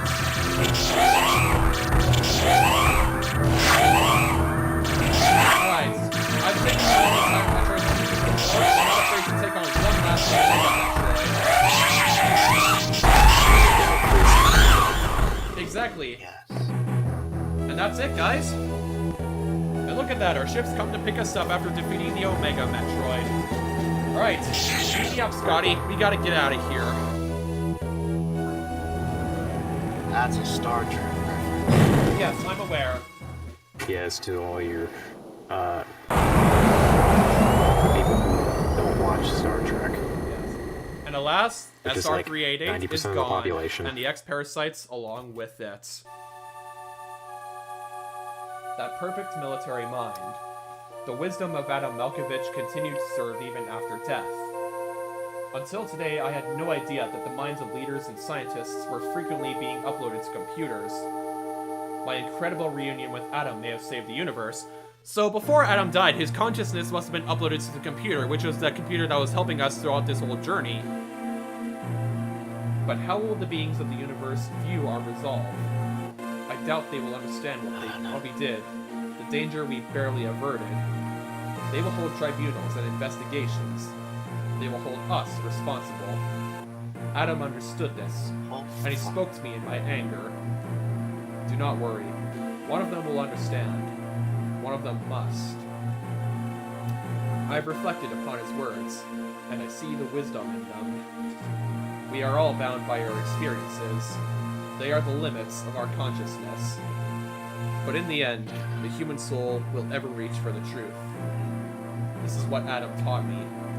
So, yet more wisdom from Samus's, Adam, like the real Adam that Samus knew, the one that's sort of resurrected in the form of that computer.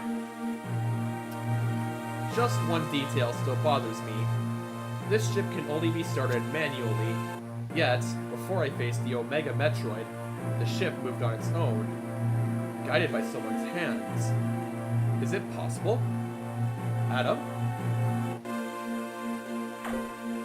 He's alive.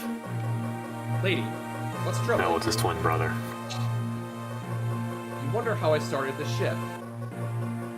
Just think about it. They lent me a hand. So it was the creatures that we freed from the habitation deck, the ones we saved from planet Zebes. They're the ones that piloted the ship with Adam's help. I told you getting that ending in Super Metroid would have its benefits in the future. But there you go. That is the end of Metroid Fusion, and that is the end of our marathon leading up to Metroid Dread. Holy crap, I'm actually... And you dreaded the wait time. Yes, exactly. That's one of a few things we dread in the upcoming game coming out next Friday. But yeah, I've had fun recapping the story of Metroid with all of you. And of course, again, unfortunately, we couldn't have the Samus Return speed run, but at least I posted the speed paints. But thank you to the people who tuned into my other streams like Zero Mission, Super, and of course this one, Metroid Fusion. Yes. And of course, again, in about 22 hours from now, I have my Metroid Fusion animatic coming out, which, as you might have guessed from the teaser and from the cutscene before we fought the SAX, it is actually based off of that cutscene we were arguing with Adam. Wait, so if you didn't save them, Samus would die?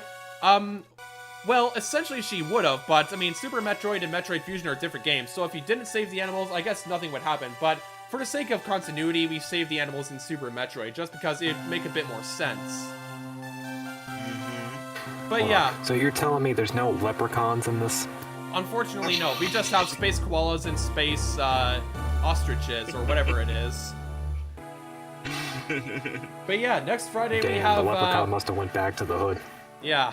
But next Friday at about 6 p.m. Mountain Time, we have the official Metroid Dread stream. I'll be hosting it at about 6 because I have classes that day, and I'm sure everyone else does, but I'll be streaming Dread for about an hour and a half just so I can get through, like, the first little bit of the game. And I hope to see a lot of you there, and I hope to see some fans from AVS joining here because I pitched the idea of having Friday night with the fans on my YouTube channel next week.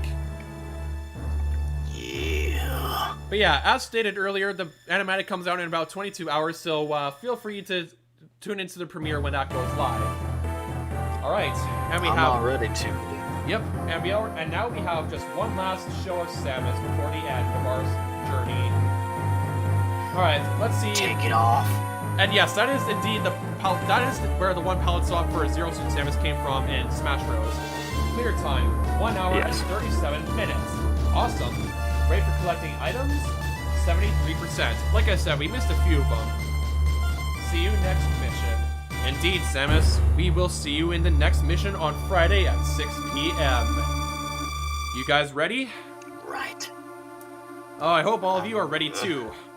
Like I said, I have the animatic I'm coming out, ready. which actually has a special surprise at the end of it, so make sure you guys are ready to see that when it comes out tomorrow. But for now, I'm going to end off the stream here, so thank you everybody so much for tuning into this stream. Make sure you subscribe, leave comments down below, and crank that like button to the max like Soulja Boy. And I will see you guys next Friday for Metroid Dread. Until then, See ya. Yes, until then, I'm Hatfield15, joined by a few of my friends from Approach Vector Studios. Space out, bros and brositas, and we'll see you next Keep mission. it digital. Yeah. That was fun.